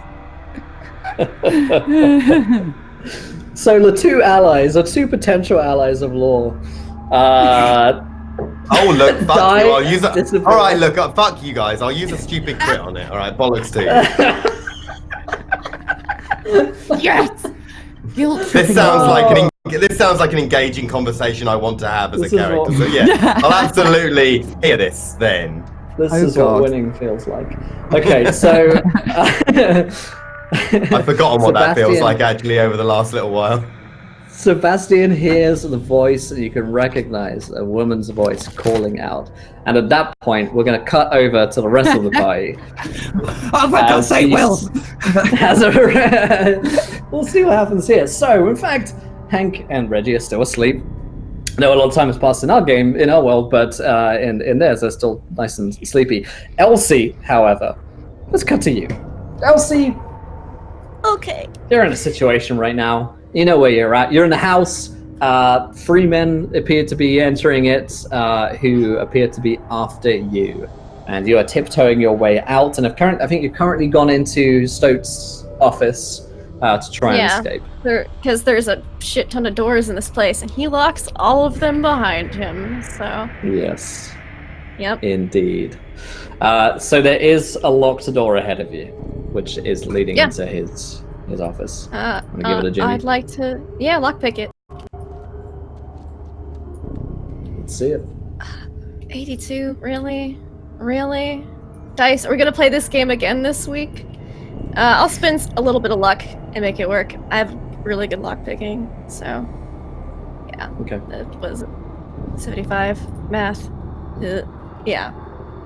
7 points of luck. Sound about yeah, so that sounds right. So he spends some luck, and it just clicks open as you begin to hear the footsteps rounding the corner, and they head into the room. Just you close the door behind you quietly into his office, and you can hear those footsteps heading very swiftly towards the bed where you're supposed to be sleeping. You're in Stote's private room, so you've got there's no dead body on the table, but there is a table there, and there are windows leading outside. Cool. Can I lock this door behind me? You could if you gave me another lockpick, yeah. Yeah. Lockpicking is a thing. Yeah. This door is so locked. That's a hard success? Yeah. Nice. That's almost an extreme, but it's a hard success. So. Cool. Lock it behind me, that way no one's the wiser. The door was locked. Maybe she went out. I don't Just know. give it a little The yeah. lockpick's back in my hair. Yeah. So you just click it back into place, and you can hear the voices at this point as you're heading, I guess, maybe heading towards the window. Yeah. You hear a gunshot. Pretty damn loud. I'm real glad I got out of that room. And you're almost certain that this gunshot must have been destined for you and the bed. There's a gunshot that goes off. And what are you doing at this point? I'm peering out the window. I want to see if either of these windows faces the cars, because I'm assuming they pulled up in a car as well. They probably didn't walk in this weather. Okay, you head outside into a stormy night again, and it's at this point that you're starting to hear raised voices. They probably figured out that they haven't just killed you, and you hear a shout of one of them says, "Start looking around for her." Head outside. You're out the window, and I close it behind me. Yeah. Just, I'm not gonna leave evidence if I can. Yep. You can see their car, which is not currently running, and there is also your car, which you came. Yeah, to, the I guess rust not bucket. your car, but the rust bucket, which has been sort of, deteriorating before your very eyes. There is also the path, which is just darkness off down towards the town. If you wanted to take it by foot, you're pretty certain that they wouldn't be able to follow you in terms of tracks in this kind of light. But it is also a whole lot slower, and also whatever other dangers may lay out there for you. She's just gonna take a quick peek into their car, see if there's any weapons left in the car or tools. There aren't. Yeah. Okay. No weapons in the car. In that case, then she's just gonna, on the side that's farthest from the house, real quick, just unscrew the cap on the tire, and let that air out.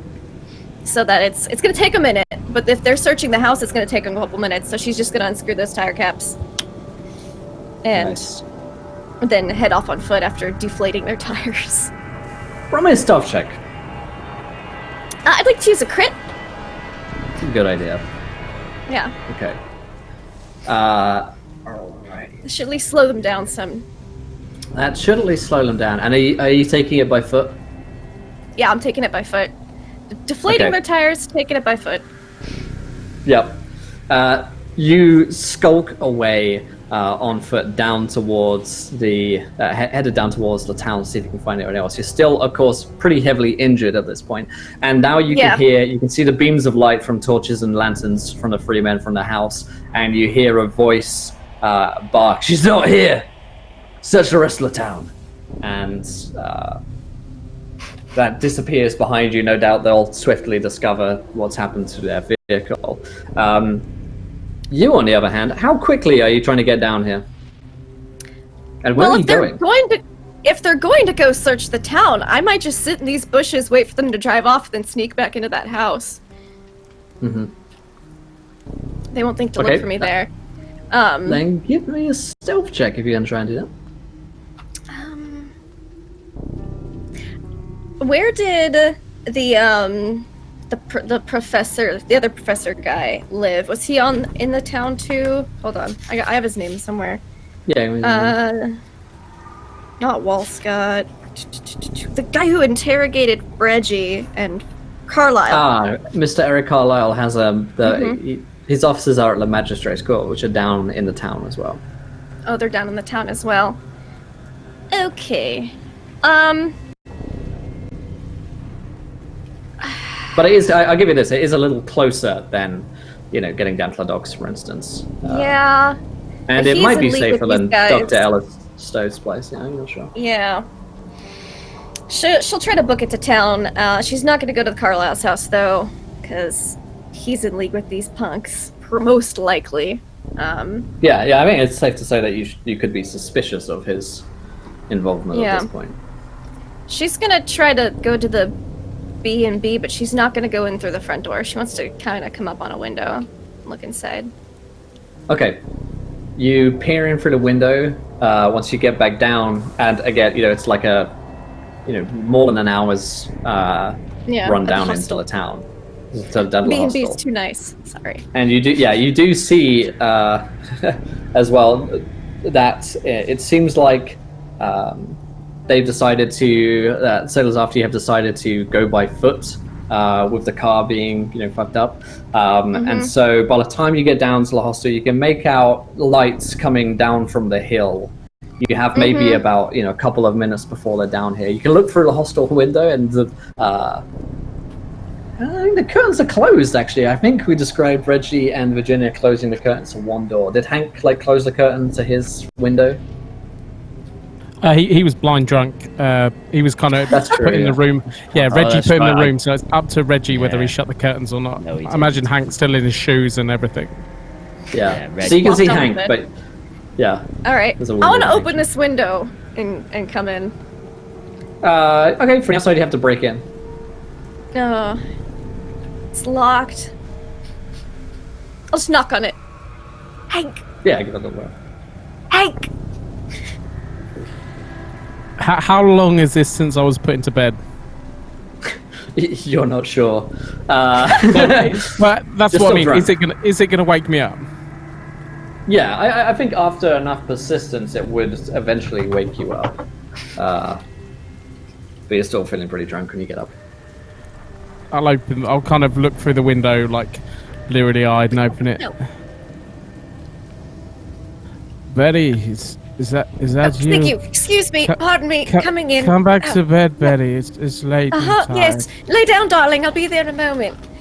Lay back down. Thank you for getting the window. It's so drafty. And she'll kind of close it behind her. Draw the curtain. Hank will sit on the bed. You look different. Did you change your hair? I did. I dyed it. Here, lay down, dear. And just kind of just talking back in. Hank will lay back. If he's that drunk, she's like, he's not going to be helpful to me. I mean, you might notice. I don't know. This is up to you. You may notice that she's covered in blood. It's dark and you're drunk, so you decide. What? Betty, what have you done? Shh, it's all right. I'll tell you about it in the morning. What's going on? Like Hank starts to shake. Yeah. Okay. You're not Betty. Okay, good. You're coming out of it. Where's Mr. Hobbs? Like Hank will look around the room. Is he not in here? No. He was here. We're in a motel. Yes. Very good. Mr. Hank. Try next door. Try next door? Alright, I'll do that. She'll just... Okay, and then... Hank will go to the wall and he'll bang on it. Reggie! Oh, he's told you, has he? He can never keep a cover, I swear. Did you know he's British? He's British now. No, really? He just changed nationality like that? I would have never guessed. I just... Some men can't handle their drink. And I'll bang on the wall again. Reggie! Your wife's here! Now, what? Is that blood? Yes! There's been an incident, and I need to tell Reggie about it immediately. Holy shit. So excuse me for a moment, and she'll go out to the hall, try to get Reggie, intercept him. I'll kind of follow with her, kind of like, you know, when something bad, like one of your friends trips over and hits their head on a lamppost and it starts to sober you up a little bit. And I'll follow and start banging on the door next door. I don't know if this is Reggie's door. Oh, I'll just open it. Pounding. Yeah. It's Reggie's door. Reggie probably woken up at this point. Okay. I'm not going to open the door. I'm going to be hiding behind it with something hard, ready to hit who's ever coming in. Oh, okay. I'll leave this as well. I'll be right back. Carry on. I had a totally different end to that story, honestly. Same. It'll be like, Reggie, open this door right now, please.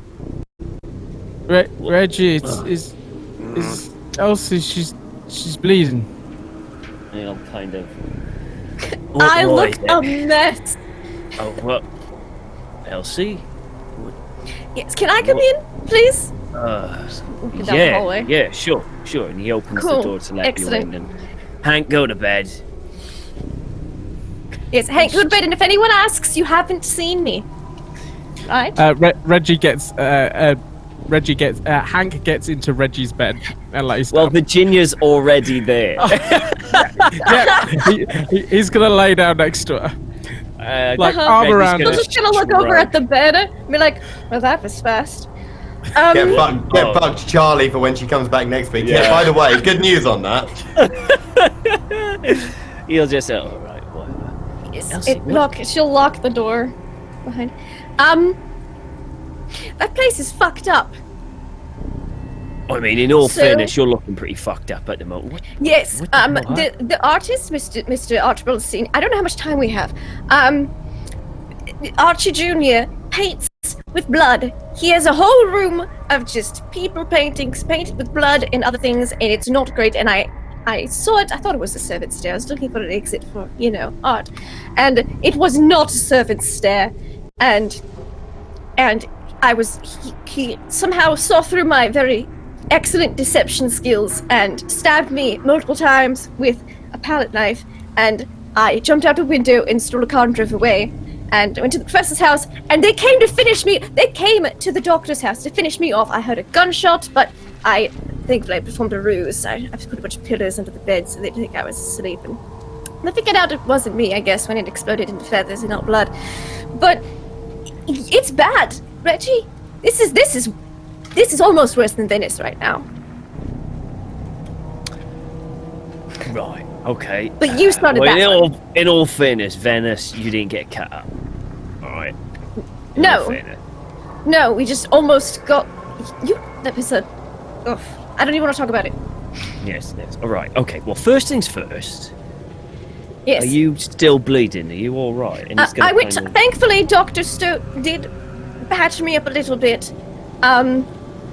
So no, I'm not gushing blood as I once was, but I still don't feel great. No, And they're trying to kill me. Right, yeah, I understand. So, right, okay, right, well, we have a slight problem of trying to get off this island. Seems like the only ship to get off is done by a captain. Yes. I mean, I met him, we had Do you know how to sail? No, I haven't got a bloody clue. Oh, I would think we could just steal the ship. I mean, how hard can it be, right? You know, you. I mean, it couldn't be that difficult. You know, you just. I can drive a vehicle. I can drive a car. I mean, if you can drive a car, you can drive a boat. I'm sure it's exactly. I'd think that's how it works. Yeah. The only downside That's is just a doesn't the sailboat. ship have like an engine room, and you have to. Anyway, why don't you sit down? Oh, right. I mean, Yes. 'cause you've If probably anyone lost a asks, lot I'm of not blood. here. Can we? Let's just do that. And he's going to look around, pick up like an almost empty Scotch bottle. Right, have a swig of this, just to calm your nerves. I don't. You know, I don't drink. Swig, Elsie. I think you're going to need it. Just take one very reluctant sip. All right. Right. Okay. Tastes All awful. right, so you're saying they're looking for you, yeah? Yes. Yes. Right. Okay. At least 3 of them. All right. So they'll probably know that we're here if they just ask Probably. around town. Do So, we know anyone who has any? Let's see. Who else do we know on this island? We can't go to Carlisle. He's very much in with them. Is there anywhere? And we can't go back to Mr. Stone's house. Unlikely. He sold me out in like 2 minutes. It was very uncouth. Right. Okay. Not that drunk man. Was Domenico. it Domenico? Domenico, I think. I know where he lives. We were gonna go check it out tomorrow. But we could, I guess. Maybe he knows a way off. Yes. Okay. All right. He's gonna look at Hank and Virginia. Right. Okay. Well, if we leave them there, Yeah. I think they're fine. They're not hunting them, right? Yeah, Let me no. have a look. You'll go over to Hank. Hank.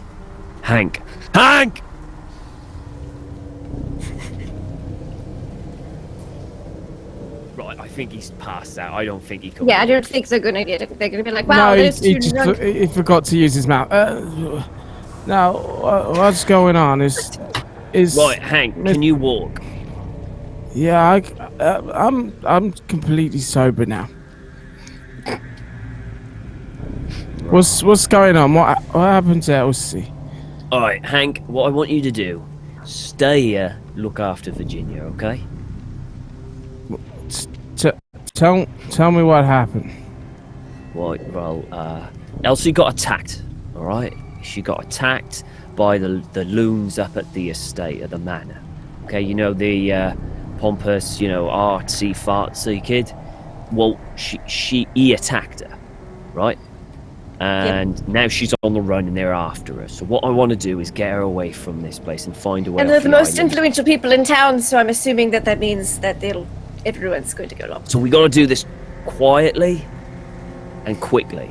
And I don't think you're in a fit enough state to do it. You begin to hear loud voices shouting outside, "Open up!" And we've just run out of time. So Hank, stay there. You haven't seen us. All right? You'll be fine. They're not looking for you. All right? Right, Yes. Elsie, through the window. Let's go. Yep. And he Yep, let's grabs go. his- Is there I've been anything through a like lot of windows tonight. Good heavens. Is there anything like a bat or something, like a piece of wood or something I could use to... Hank Oh no, I got my wishes. wrench. I've got my wrench. You got It's a fine, wrench I'll on do you that. now. That'll do. Right, through the window, Elsie. Come on. Yep. Hank, look after Virginia, okay? And if they ask, you haven't seen us. Yeah, remember that. Elsie, did these men they hurt you, right? She looks down, just covered in bandages and blood. Yes. Yes, they did. I got this. Go. Oh dear. Hank, We could leave. Let's Hank. leave now. All right, fine. All right, the guy can we're handle leaving now. himself. We're fine. Okay, through the window. Okay, let's go. Okay. Oh God, my foot's caught. There we go. Oh Sorry, my I've had a gosh, few here. bites. Oh, Ah, dear. okay. Okay. Shh. more loud banging on the door. Open up! And the owlish old man that had opened before seems to be have woken up, and the door you hear open up, and these free men begin bundling in, searching the corridors and the halls. At this point, Elsie and Reggie are out the window. Hank, what are you doing? You hear a voice, where are they? Get her. So is this downstairs and we're upstairs? You're all on one floor at this point, yeah. So they've just jumped out there. The trouble is, I don't know, because I did have a tire iron, but that's quite a bit of drinking ago. So is there anything in this room that I look for as a weapon? You could roll me a luck check. A, to see if the wrenches, tire iron's still there, and B, to see if there's anything else that you could spank a man with. Cool. 71. That's a fail. That is a fail. Would you like to spend? No, you can't spend luck on a luck check. Yeah. You've got bed sheets and a pillow and a bedside table. But the tire iron somewhere in your drunken quest was abandoned or lost, or maybe it's somewhere you can't find. Is there a chair in here? Sure. Yeah, there's a chair that you could use to hit someone with. How big is the chair? Are we talking like a dining chair, or give me a description? What style? Is it like a sofa? Do I need to like lift it up and then angle them underneath it and like bang it down on their head a couple of times? Or Sounds like a YouTube comment. Yeah, it's a pretty standard looking standard issue IKEA chair from 1926. Yeah, I'm gonna kind of foot down. I'm gonna pull a leg off this chair if I can. Okay, sure. Yeah. You're strong enough to. You're strong and rugged enough to pull a leg off of a chair. Are you still in your room at this point? Are you? I've gone into Reggie's room, which has got a sleeping Virginia in as well. So I think, obviously, wanting to keep her safe, I'm going to walk out the door and be kind of leant against the wall like a New York hoodlum of the 1920s, just kind of leaning with this baseball bat kind of down by my side. Okay, I would like it to be known what a terrible idea this is, this whole scene, by everyone involved. How badly we've all messed up today to get to this point. But it's fine, you know, this is what a game's all about, and I enjoy it more this way. So Hank, you're just drunk with a chair leg. Like, Hank thinks he's really suave and scary looking with the bat, but he's actually, in reality, comes across as he's drunk leaning with a chair leg, an obvious chair leg, up against a door. You see two large, burly-looking gents, these sailors, burst into the room, and behind them is Archie, the young painter, with a wild look in his eyes and a now dried blood, but encrusting a knife that he holds in his hand. The three of them stop when they see you. And from behind the other two, like his bodyguards, Archie says, Mr. Patton, have you seen Elsie around here? And he, not so subtly puts the knife behind his back. You fellas, you're making a lot of racket. I thought we were being robbed. What the fuck is going on? There's been a incident. We're concerned for the safety of Miss Clarke. Have you seen her? Is she okay? He sneezes once, but silently. Are you okay? And then, just a cold. It's fine. It's still a storm outside. I've been running around in the rain. And he says, "We're just very concerned about where she might be. So, if you haven't seen her, then you'll be fine if we check these rooms." No, me and Lady, I've had a bit of a rough night. You're not gonna wake her up, are you? No, we'll be very quiet.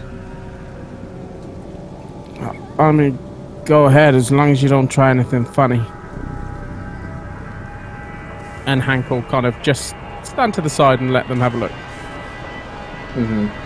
He's going to back away, so his back's against the wall, and they're going into the doors in front of him. Okay, yeah. You, first of all, they open a door to your room and swing that one open, just to see if anyone's in there. Obviously, it's empty. But they do also will see at that point, they will see the chair with... Yeah, I've got this leg, like... I said Yeah. that I thought someone's broken in. I'm not... It's not like I'm hiding this. This is there. That was a good line. I thought we One were of being the sailors just looks over his shoulder to Archie and says, he's pretty good with a bat. He mashed up the captain pretty good. Maybe we should... And Mr. Virgil says, Mr. Patton, now that you know that you're not being robbed, wouldn't you mind putting down that weapon? I'll kind of just lean it on the wall next to me. Like I said, How about you slide that over to me? I'll kind of squint my eyes. Why? You look like you're drunk, Mr. Patton. And these boys here have had a run-in or two with you and an oar, I believe. Makes them nervous.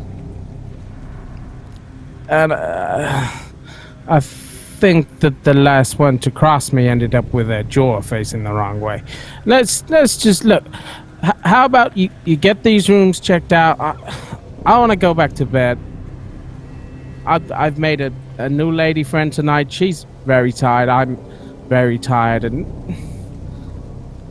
let's just get this over with. Very well. And he points towards one of the sailors, go check the room. And he's apprehensive about it, but with the bat, like, not wielded in your hands, he seems like he's cautious enough. And it is one of those things where he's, like, keeping his eye on you as he as he moves. The thing is, room. how if he's got this knife held behind his back, is he like? Is this like he's only showing his back, his front to me, and he's turning oddly? Mr. Virgil isn't. Mr. Virgil's the one with the knife, and he's put out behind his back. He's down in a corridor. He sent a sailor in who's just sort of keeping an eye on you as he's headed into the doorway. But you. He takes a quick glance around the empty room and looks back and says, "It's empty, boss." And Mr. Virgil looks surprised by that. So you're the only one staying here tonight, Mr. Patton, out of all your companions? I told you my lady friend's in there. And I point to the other room. Roll me a fast talk. Can I crit that? Yeah. He dismisses your sort of drunkenness is sort of what happens. He believes your tale of being drunk enough to not know what's going on. And maybe he's even factored into the algorithm that maybe you didn't see the knife, that maybe you're not going to remember any of this anyway. And he says, very well. It seems as though someone heard us coming. Well, no doubt they thought it was a robbery as well and fled. I'll be honest, I kind of think anyone would have heard you coming. Look, you say it was Miss Clarke you're looking for. It. Listen, if you find out what happened or if someone heard you let me know. There's too many weirdos wandering around these days. I couldn't agree more, Mr. Patton. Do you have an idea where she might head? She quite liked the pictures. Maybe she head up to the mansion up there. The roads are closed, Mr. Patton. Ah, shit. Yeah, everyone said. I mean, I'm kind of a stranger here. Where else is there to go? Well, I can think of a spot or two. Well, you've been most helpful, Hank. Now, how about what was the name of the guy that owned this place? Oh, that's a good question. Did I name him? Let's look. I named him Mr. Turnbull. Look, that little fella behind who owns this place. He don't look like he'd stand up to too much of a fright. So maybe just He didn't. couple of dollars on the way out might help smooth this over. Sage advice, Mr. Patton. I suppose I'll leave you for the evening. Sorry for disturbing you. Now, if the road's better in the morning, can I head up and see you and see if I can lend a hand? I don't want anything to happen to Miss Clarke. She seemed like a lovely lady. He thinks of that as though he's just thought about the possibility and come to an answer that he quite enjoys. And so, Yes. Why don't you come up to the estate tomorrow, Mr. Patton? And certainly help us. The investigation from there. We could use a strong set of shoulders like your own on our team. For the safety of Miss Clarke, of course. We've already spoken with the police, and well, they're on the case. You think it's that serious? Well, you can't be too careful with a storm like this. Well, I think it's mighty kind of you to be out in this weather doing the good thing. Yes, well. Good night, Mr. Patton.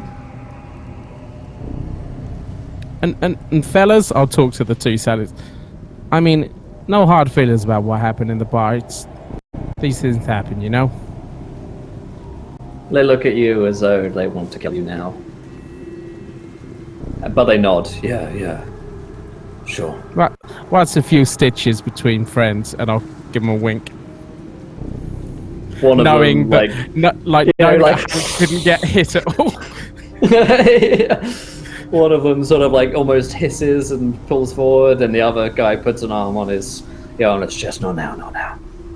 And with that, they sort of turn on their heels and skulk out of the hostel. Can I kind of just follow them like I'm going to check on Mr. Turnbull and see them out and just kind of keep an eye on where they're going? Yes. You head out, and you don't see Mr. Turnbull out here anymore. Maybe he's gone back to his bedroom. And you do check out, you take a glance out the window. They're not going by car, they are traveling by foot, and they're headed further into the town, as though they're sort of sweeping the place. And it does look like there's just the three of them. Yes, it does, yeah.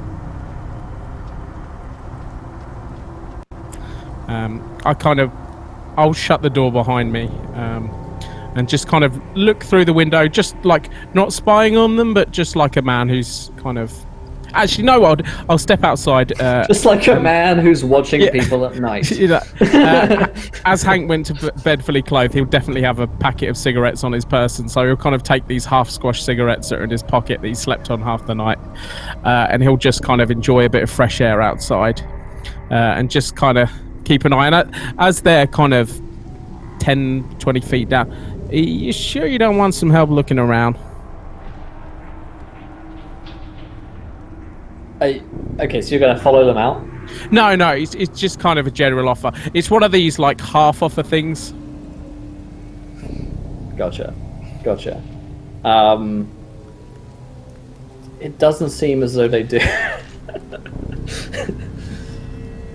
Are you going to walk up to them, or are you calling out? No, this is as they're walking off, and then I'll probably when they're about just kind of in the distance. I'll yell. If you and your two friends need help looking for Miss Clarke, give us a yell in the morning. But I want to yell that loud so as many people hear it as possible. Okay. So it's possible then, and we'll cut to Reggie and Elsie, as you make good your getaway and start heading towards Domenico's house. It's possible that you might hear Hank's call in the distance, like a voice in the distance, but you are a little further away. You are ahead of these guys, right? Where are you headed? He didn't punch any of them. I know, I'm quite surprised actually, considering he's had a skinful. Domenico's house, I think's where we're headed. Yeah. Okay. Yeah. Yeah, and you roughly know where it is thanks to Tom. I do. Who passed out that night at the pub. So you guys drive towards Domenico's house in the middle of the night and through the storm and the rain. It is, as promised, a small little hut sort of off the side of the town, away from the main thoroughfare and away from the docks. It's sort of nicely off the beaten path. It looks as though there is a light on in the house, even at this hour. He's probably up drinking or something. Probably. Now, how do we play this? Do we sneak in, maybe knock him out and take over, or do we ask him? Oh, how about you ask him, and I'll stand at the side of the door just so he doesn't see me immediately, so if he's not alone, you can just play it off and I'll go die in the backyard. It'll be fine. Right, okay, I'm happy with that. All right, fine, Right. just die quietly. Throw myself off a cliff or something. Okay, so Might risk the sharks, but it head up sounds to more the pleasant. front door. Give it a knock. There's a... And I'll stand outside. You know, you open the door, you can't see what's immediately on either side, especially in this weather. So. A few moments later, the door is thrown open and a large figure stands before you, oozing of whiskey. It's, of course, your old pal, Domenico. Who's there? Who's there? And he has a shotgun in his hands. Oh, shit. He pointed towards you, threateningly. Oh, whoa there, buddy. Whoa, what are you? Who are you? Oh, Mr. Hobbs, remember? No. From the gallery. What gallery? At the estate, Archie's. What estate? The one up the hill. You know, What Archie's hill? paintings. The one that you hate. You know, the artist that you hate. We met up there. Yeah, we met up there. Are we friends? Yeah, we're friends. So much friends. And I bring out the bottle of rum that I bought. I bought rum. Ah! And he just... It's really painful to watch. He just throws the shotgun over his shoulder. And it just clatters somewhere behind him. Mercifully, it doesn't go off or anything. He just chucks it onto the floor somewhere. Come on in! We could do with more. Brilliant. I've got my friend. Is she allowed to join us? Yeah, yes, of course. The more the merrier. Friend. Who do we have here? You ring a bell as well. Have we met? Yes, we met briefly as well. Did we? Oh. Yes. I thought as much. Come inside. Mr. Hobbs, it seems She as though just gives Reggie the biggest side eye, like, I would never. this lady and I have already become intimately acquainted. Oh, I saw the sparks when I... Yeah. Yes. Well, it's a pleasure to have you all over on this sunny afternoon. Brilliant. I'm just going to close and lock this door. So Yep, just close it up. Just like that. Oh, you seem to have Right, dropped right. this. I'll pick it up for you, and I'll pick up the shotgun. Oh, jolly good. He does take a look at you, even through the sort of drunk goggles that he's got on, and says, "Are you all right? You look like you have blood on you." I've been better, but you know, that's why we're here to drink and forget our problems. Right, yeah, that's why we're here. That's what I'm all about. That's my whole Yes. thing, really. Right, mate, Yeah. mate, come on. Let's Yes, as much. why don't we head in? Put some alcohol Have a on that drink. window. Yes, sanitize it right up. Oh, Let's have a Come drink. in, make yourselves at home. Yeah. More drink. What's been going on then? Well, I like before to we keep a track start, on all the things that happen. how do you feel about the folks up at the estate up there? I mean, are you on good terms or? You know, I despise all of them. brilliant. That's Excellent, so do exactly what we. I wanted. Isn't it? Well, so much Well, in you fact. come round to the light, my friend. Not many people around here would say that. No, I'm in the minority. Really, me and Agatha. She's crazy. Oh, She's a good soul. Good soul. I never met her, but I hope to one day. I'm sure she's Used to be. Charming lady. Used to be quite the looker in her day, if you can believe it. Really? Did you get intimately acquainted with her? Or can't you remember? Yes. I think I might have done. Or it might have been her sister. Very similar. Isn't she Very the one in the vague. post office? The post office. Yes, Ethel. Maybe it was Right, both. right. I can't recall. It was some time ago. But anyway, Sorry, just a quick thing. Is everyone on this island going to be like, oh, she's the loveliest person. She used to do charity for the children. yes. It is now. Yes, they are. That's She what was happens when you saint, murder people Adam. you don't A know. saint. Right, so, yeah, sisters. I mean, she's a golden star. I wish I could have met her. I hope I will in the future. I want her to be my Charming god. lady. will. Met her. Nothing strange about her at all. Just damn me. No, she was fine. So Lovely. anyway, so that's why we're here, you see. 3 because- days from retirement. She's right on the cusp of it, you know. She's going to settle on a little house in Tuscany. She saved her whole life. Yeah. That animal lovely. rescue centre she was planning to Oh, I mean, run. It was really, all those, really, all yeah. those stray puppies and All kittens. those orphans she saved. Yeah. anyway, back to the point. Right. So there's a reason why she's not feeling too good. I mean, you know Archie, the hack of Is an it because artist. you've been stabbed? It is. I mean, you've I've got been keen stabbed. eye. And not I in the was stabbed pleasant once. way. Multiple I was times. stabbed once and I felt terrible. Yeah. Well, she's been stabbed multiple Yes. times, so you can imagine how awful she feels. It's not great. Yeah, you know who did it? I suppose I You know can. who did it? Who? Archie did. Really? Oh. The hack of an artist. Now, put him down to a stabbing type, but I suppose, sometimes these things It's like happen. something in him snapped and he just came at me. Well, let's be clear, my dear. Did you anger him in any way? Was this at all? Did you bring this upon yourself? I mean, were you stabbing him? Of course I don't know. not. I've never stabbed anyone in my life. Good heavens. Right. So it was Do you an think- unprovoked stab. Absolutely. Anyway, dear. back to the point of why we're here. Not only to share a drink with a good friend, but also they're looking for Elsie, you see. And we want to lay low a little bit, So if Well, they if come you want to around- lay low, there is no better place than Domenico's house. Right, This is right. a haven Yes. of solitude and subterfuge and That's what I thought. soliloquies and Yeah. yes, all sorts really happen. Right. It's where it happens. It's where it Right, yeah. happens. So if if you want to someone stay, you can. Oh, thank you very much. But if someone comes to the door and asks, have you seen Elsie or me? You're going to say... I will say that I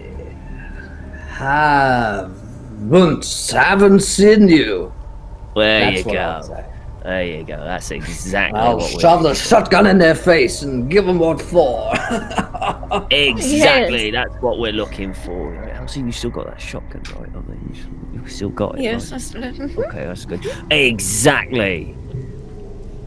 Yes. All right. So, is All there right, anywhere we can just stay out of your way? Like a room that we could go in? well, sure. there's Primarily- all- Have Yeah. the knife so that I may defend myself if he does try Yeah. to come in and stab me. Yeah, there's the back room now. It's a little Brilliant. crusty, Ground but floor, big window, easy escape. Yeah, easy, cool. That's exactly what we're looking for. it's about the gist of it, yes. But Fantastic. listen, if there are fellows after you, you ought to speak to the police about this. Inspector Warren, whatnot, useless oaf that he Oh. is. Yeah. Well, we'll do that in the morning. It's a bit late. He's probably kipping. I could get a word to him if you wanted. No, I No, think we're it'd be fine. best to to just. I have a car. I and think I'm I'll perfectly feel. able to drive. I'm sure you are. I think I'll but- feel a little better in the morning. I actually yeah. get better at driving the more I drink. I Strange. believe it. Yeah. So she just needs rest because being stabbed multiple times, she needs to at Yes. least a I mean, night. tomorrow I should be able to What leave the about a island, and then I'll doctor? feel safe to prosecute in peace. You know. Or the doctor? Maybe we should call Dr. Stoke down. Oh here. yeah. No, he's already aware. He treated my wounds. He's the one who suggested we should come to you. Oh, well, Yes, that he's very makes good. sense. If we Oh, need a honey, job actually. done, I'm the guy. Dr. to Domenico. speak to. That's what he Right. said. Yep. Well, The one who knows all the stuff on the island. for my sins. Who's got a shotgun? At least a shotgun. Absolutely, yes. In fact, Charlie donates big crits for the whole team. Everyone gets a nat 20. Thanks so much. It's not going to say Virginia. Kidding. Oh, Kidding. he went there. He said, well, it makes jobs at home, sleep, just stay up drinking if you want. Well, we're gonna. Well. Elsie's gonna go. I'm gonna I make sure she got needs to lie sleep. down. So I'm gonna make Yeah, sure she's yeah, all yeah, right. You stay here, have a drink, keep drinking, drink the rum. Yeah, do you need anything from your No. kitchen? That's a going good to idea. Get a glass of water before bed. There's a jar of whiskey I'll bring it Somewhere over for in you. here. I'm gonna go in the kitchen. somewhere in this house. I've Right. hidden a jar of whiskey or vodka or something. And, I'll look for it. there's an empty bottle on the table before. It looked like this one, except full. If you find it, bring it to me, and I shall handsomely reward you. Right. We'll keep an eye out. Virginia, not Virginia. I'm not Virginia. I'm Elsie. We were just talking about Virginia.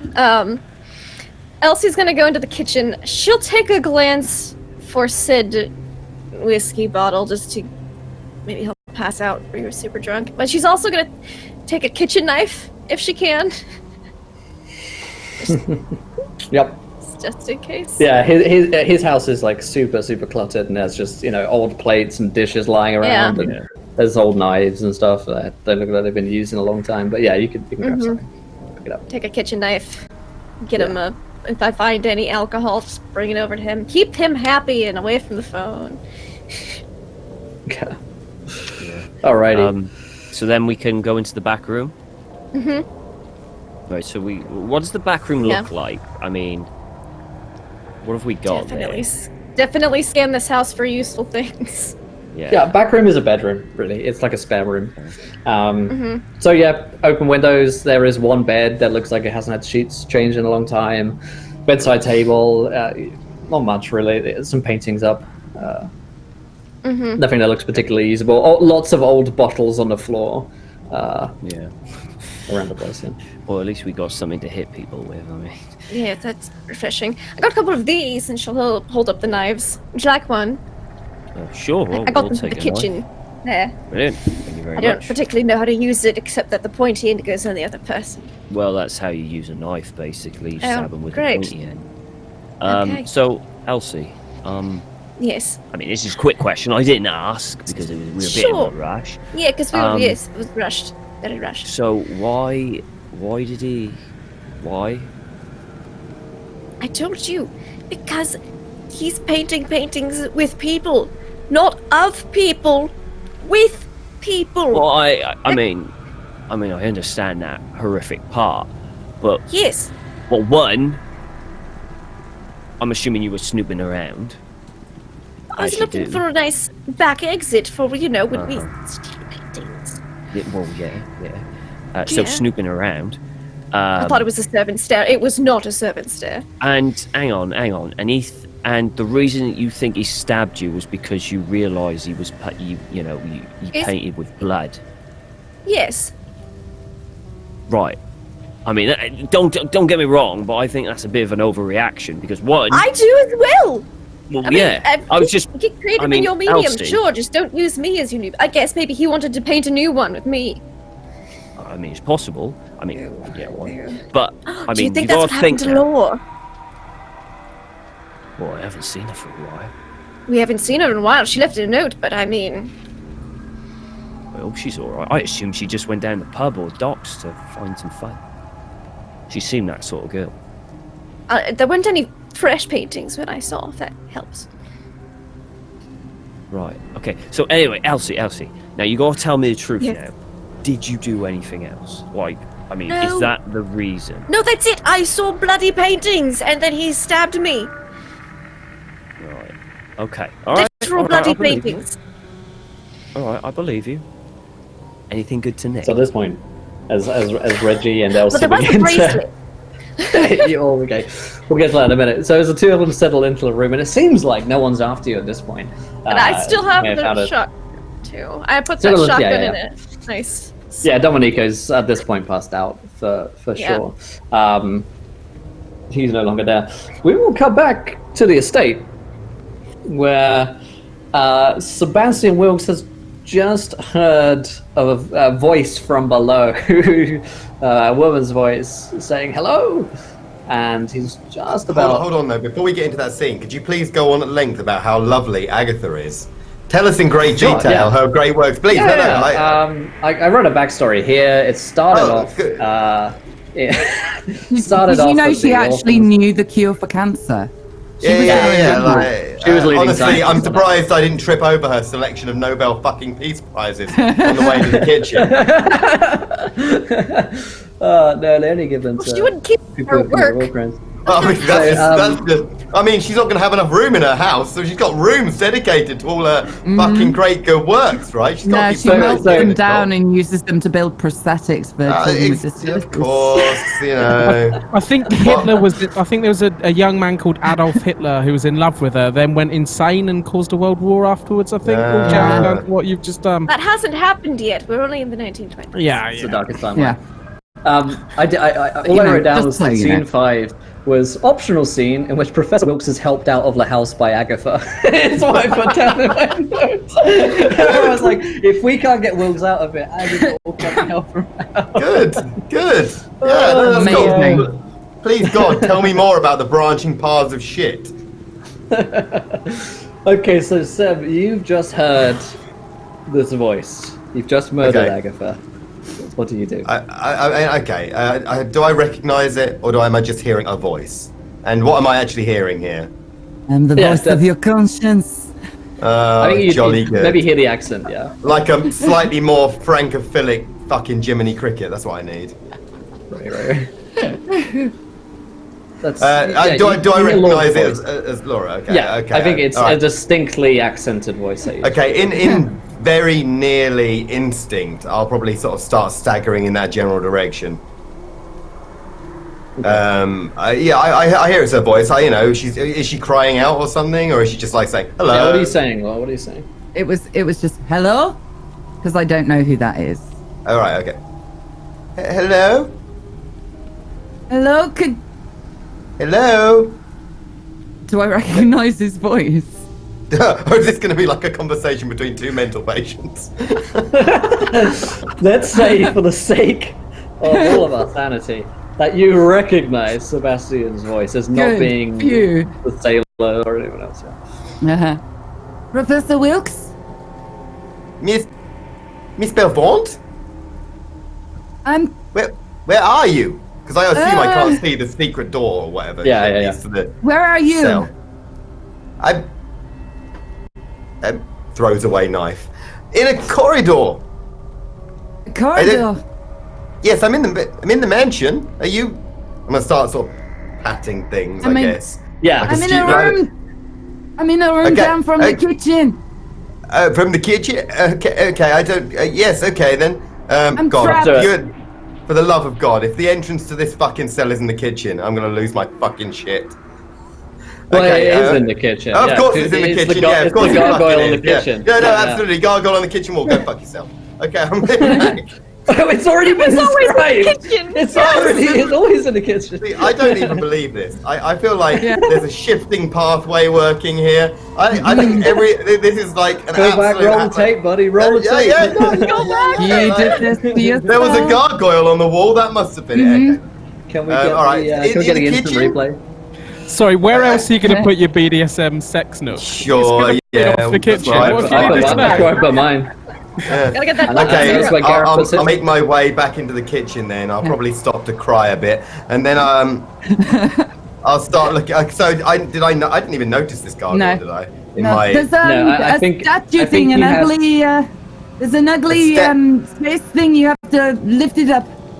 Okay, I'll start sort of wangling this thing inexpertly. You just like pull it down, and you had on your spot hidden before, like clocked it, but you were too upset with the murder to have really done anything about it. And we'd mentioned the keys on the side as well. But yeah, so you pull it down, and you see the staircase leading down into darkness. And the voice gets a whole lot louder when you do that. I think I've got it. Yes, walk carefully. It is not very nice in here. Okay, it's not that nice up here actually. Oh, you just wait. I think I've got you beaten.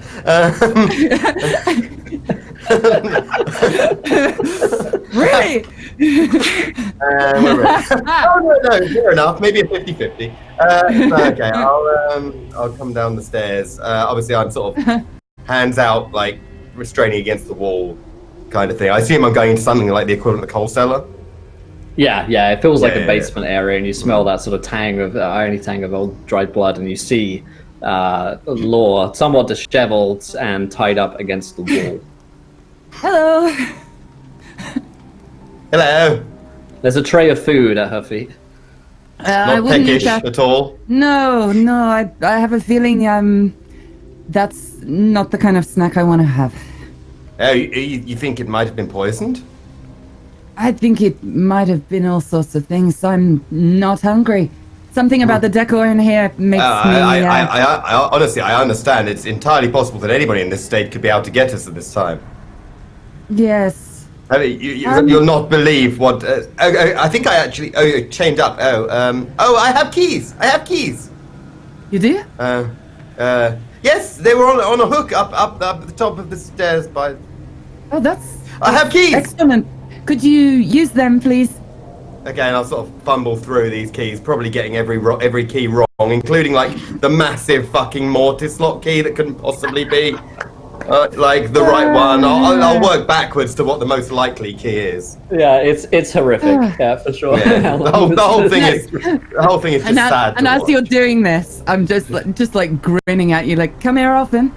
It's anyway nice for your holidays? Got to laugh while you cry, huh?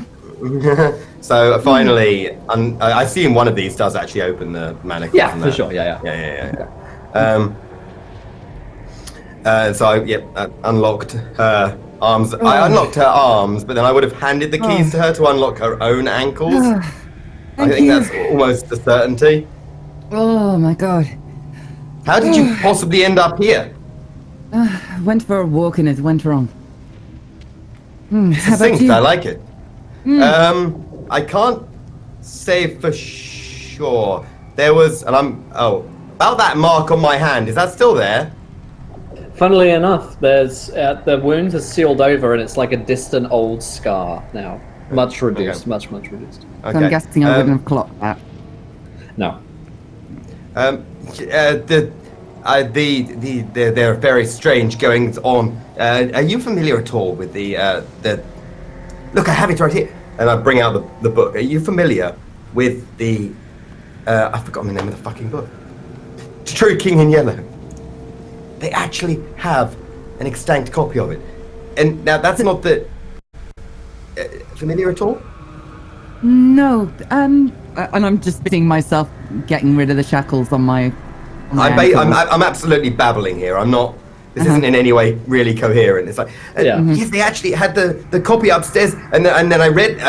I didn't want to read from the book. I actually know what happens with, but I read from the book. Anyway, as an aside, I think the owner of the house is unfathomably dangerous. Yes, I got that impression. And I kind of, I suppose. I finished doing my ankles and kind of grab him by the shoulders and look at him, and I want to see if I can tell whether he's having difficulty, because this seems like a psychology honestly, thing. I don't even think you need to roll. No? Yeah, I think I think it's so very obvious at this point that like my eyes will be bulging. I'll still be like flop sweat, kind of like ties like pulled to one side, and just everything. And the only good thing about this is I'm probably not got very much blood on me because of the way. Yay! Right. So I'm a bit of stick maybe, but yeah. I probably don't smell fantastic, to say the least. Neither does the room. Yeah, that's true. Until we get outside, you'll probably be fine. But Okay, so I don't. You roll psychology and. Yeah, I'll grab you by the shoulders and just, Professor Wilkes. I think you need to breathe, and I think then both of us should go and breathe somewhere that isn't here. What do you say? Yeah? Shh.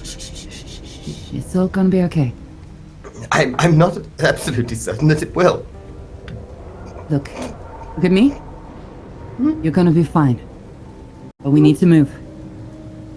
We need to get to, oh god, what was his name? Domenico? Apparently there are weapons, there is something coming, Oh yes, there's definitely something coming. Okay. Well, let's get there then. Okay? You're gonna be alright? That still remains to be seen. I want to try and persuade him that everything's going to be okay as long as he calms. Sure, yeah, try and be a reassuring Alright. figure, yeah. Okay. Come on, dice. Ooh, Cool. that'll do. Yeah, Wilkes, play it however you like. Okay, if you're absolutely sure. Yes, I think being in the blood-soaked room probably isn't a good idea. Yeah, it's okay. It's okay. Come on. And I put my arm around him like he's a little kid and sort of stroke him as we're walking back up the stairs. Can I see anything else in the room before we leave? Anything that might be useful? Or is it just sex? Yeah, Snuff you've had a dungeon? Is it just It's just your standard, Yeah. like, Always low-key London club. Yeah. You know, there's a lady in the corner, she's got drinks, bondage gear.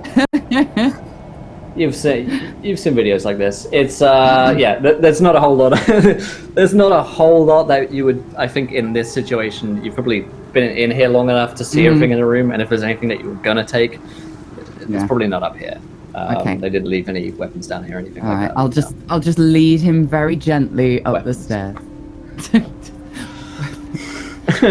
Yeah, so you take Sebastian, he's assist him back up, and you are shocked when you see the dead body of Agatha. And you can I'm going to roll a sanity immediately check. vomit again, just to clarify. Is the weapon still in her head? It should be in the back of her skull, yeah. In the back of her skull, yeah. Oh my god. I definitely wouldn't have yanked it out amid the vomiting, crying, and general mucus. For sure, yeah. I get down on my knees next to the body and I'm checking for a pulse. Oh, I think oh no. I'm As in soon as you like look at it. I'm in near rigor mortis at this point. I look genuinely sorry. No, that's it. I look genuinely sad for a second and kind of stroke her hair and then go, and put my foot on the back of her neck and pull the knife out. Once again, vomiting at the sound. I'm probably dry heaving by this point. Just wipe it up. Can you roll me that sanity check, Laure? Yes, how do I do this?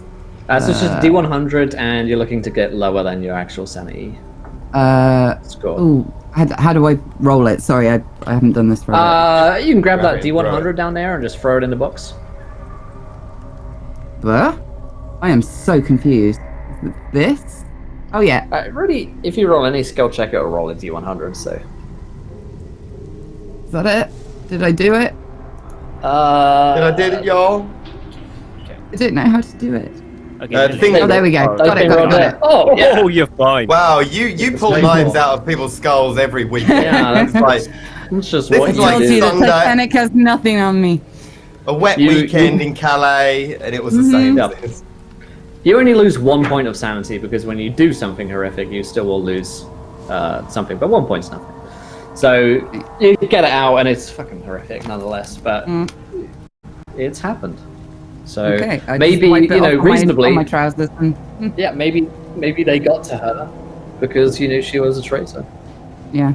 Can I search her body to see if there's anything else useful on her? Anything usable? Yep. Yeah. You give her a once over, and in between, sort of like weird stuff that she carries on her. Which In between the weird stuff. I'm just going to leave that to your imagination. The things that Agatha might Yeah, a carry figurine on her. of Pingu in here. This is weird. It's strange. She was really into it.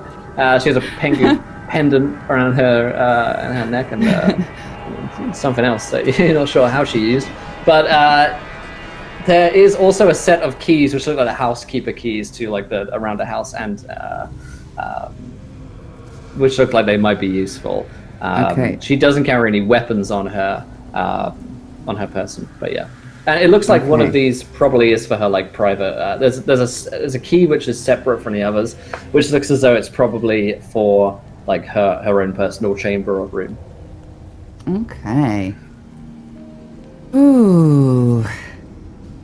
That makes it more tempting. And I just kind of stand there in the kitchen, like looking between the blood on the floor and the dead body and the keys. I'm facing directly away from all of this. Yeah. And looking at the wall and trying really hard to give across the impression of somebody who hasn't just murdered an old saint. What does that look like? It's a kind of mucal thing. There's a lot of jittering. The thing of it is I've got fuck all in any kind of persuasion-y skill at all. So I assume dissembling for me is I'm quite good in the debate, but anything more serious than like a lecture hall, and I imagine dissembling is like something I am awful at. So I'm just turning. I'm like back fully away and sort of shaking gently while looking at the top corner of the room. And I go over to him and go, look, it's just a knife. It's okay. It's It's just a knife. Can we? What happened to you? The body. Okay, let's get you out of here. What nearby rooms have we got? What have we got going off the kitchen? Okay, so the kitchen is almost directly adjacent to the main doors out of here, but it is also the entryway to the main corridor. You don't know actually which is down all of these rooms, but there are doors down there, plenty of open doors. Some of them shut, you don't know if they're locked. You don't hear anyone else around in the estate at this point. I don't think Wilkes has told you that he saw people driving off, but you might have heard the sound of that car as well from the basement. Yeah, I think Miss Belvont, we must leave. We must leave now. Yes. Well, I think we need to get you a weapon or something before we do that. Oh, I have a. Hold this up and then immediately drop it again like. Ah! Clatter. That was a revolver that just hit the floor. You've had a rough night, haven't you? It hasn't been the best evening. I bend down and pick up the revolver and just pocket it myself for a second. I don't think it's a good idea to have that. Yeah, that seems right. Yeah. Yeah. I'm looking at the keys, not quite sure. I know she said that we should go to Domenico's. It's not on? We should be expediting our exit, yes? You're a funny little man, aren't you? I just kind of chuck him on the chin. Is this like I'm so far beyond the point where I would usually look at her in disdain right now. I probably don't even register it. We've gone beyond. You'd like to leave? We probably ought to. Yeah. If we're not going to leave, then we really need to go far away from this precise spot. Interesting. I'd say this is probably the safest room. Look. And just kind of nudge a thumb towards the dead body. Lock him in this room. We're just going to stay And then the door clicked.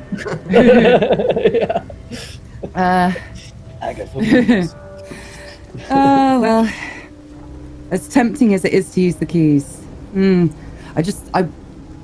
all I can think of is that usually in old houses like these, the servants' quarters are right the way upstairs.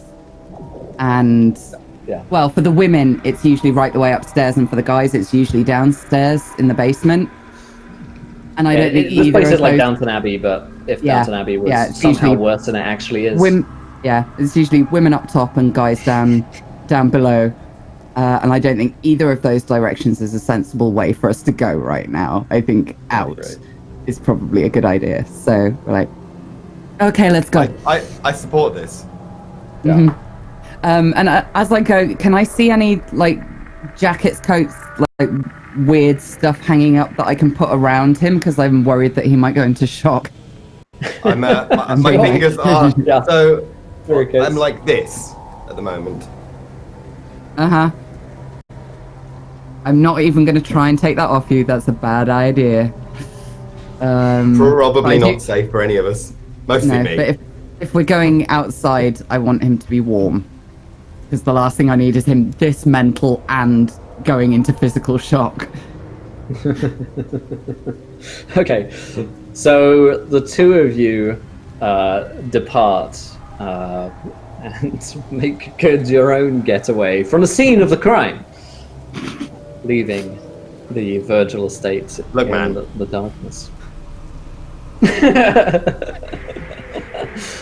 Oh wow! And so, passing the statue of Agatha erected recently. yeah. It's just been built actually. There's a hospital that you go by. The Agatha Hospital. The new signs they're putting up called Agatha Island. They didn't like the old name. just the island over. It's really sunny and it's just this holiday getaway for everyone.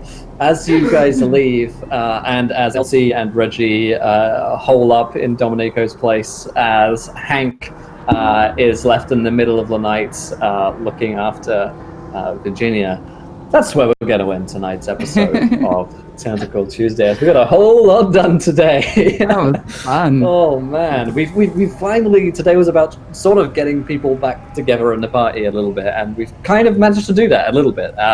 We're getting there. We're definitely getting there. We've paired off now, which is nice to see the different pairs of characters doing their own little thing. So I'm looking forward to that next week as well. But that is where we're going to end it for today, my friends. Hope you guys have enjoyed tonight's episode of Call of Cthulhu. If you did, please do let us know.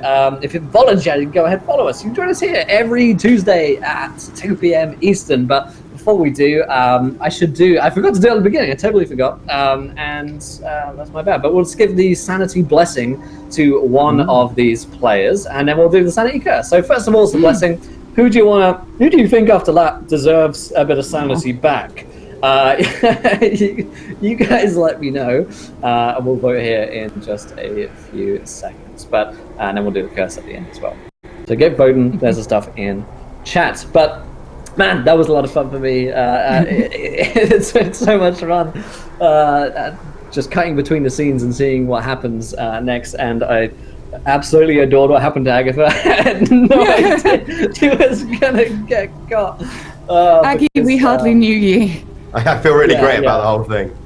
Yeah, you should. You should. It's really good about it. But let's go. Oh boy, let's go around a cast and crew. Did we enjoy ourselves tonight? Where can we find you guys online? Let's start with Amelia. Great to have you back with us today, Amelia. How was that tonight for you? That was amazing. I mean, I see how it goes now. Like, a lady misses a couple of sessions and she gets locked in a sex dungeon. But yeah, I'm not going to tell you how to run your life.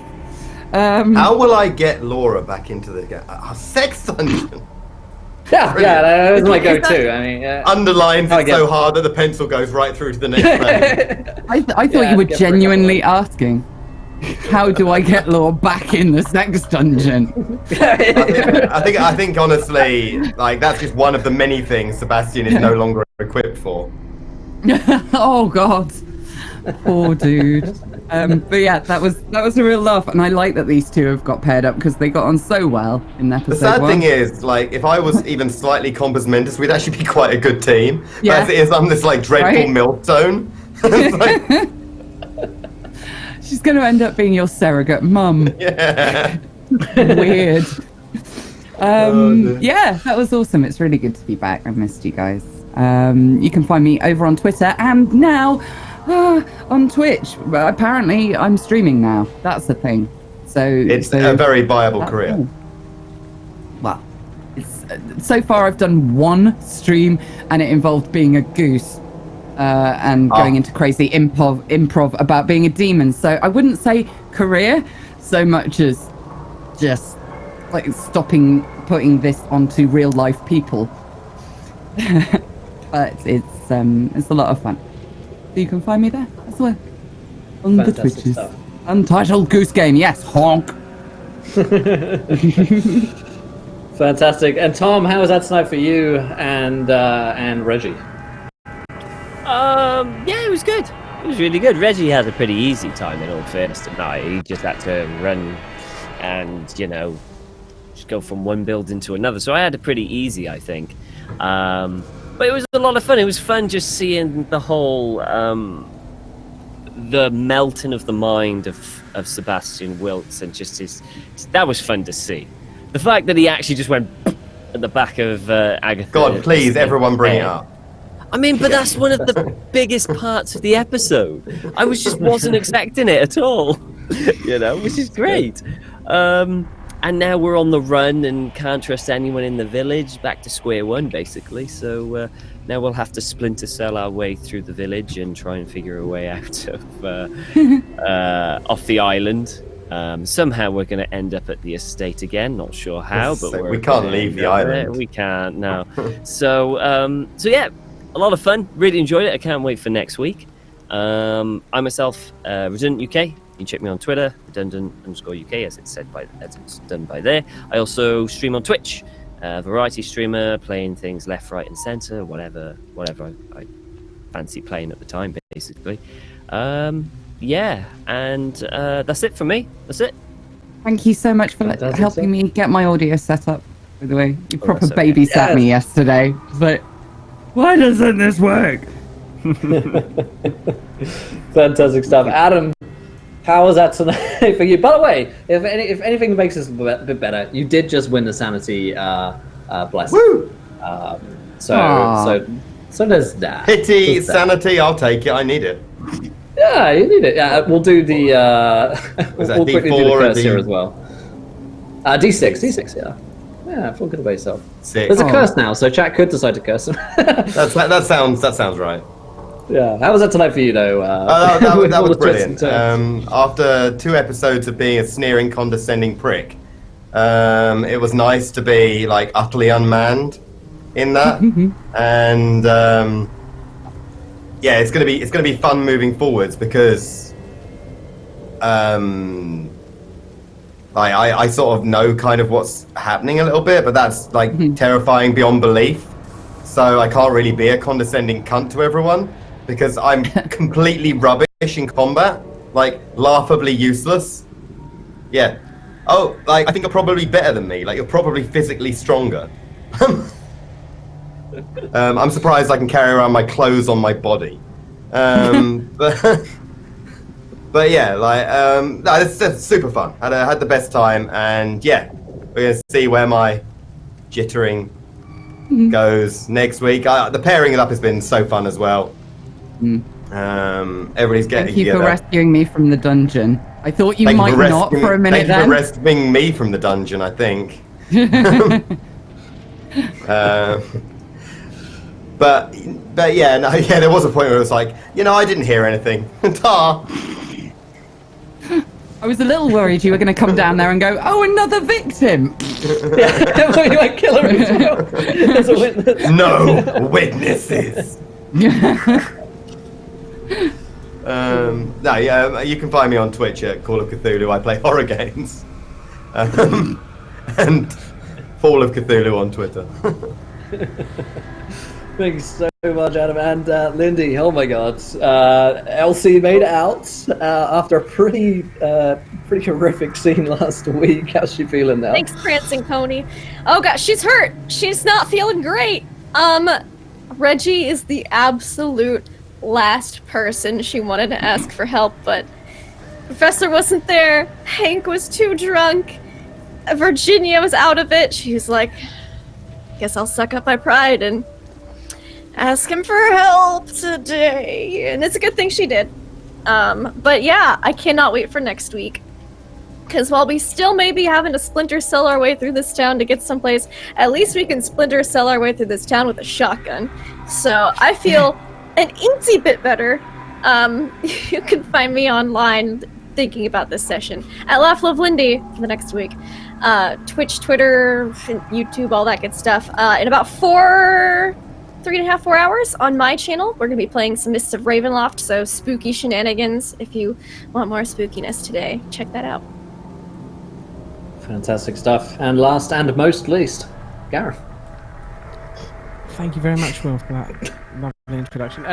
Yeah, I enjoyed seeing that Hank turns into a pretty cool dude when he's drunk. Like, he's still a bumbling idiot while he's completely sober and makes silly mistakes, but while sober he manages to keep it together and turn into the bit of the Fonz.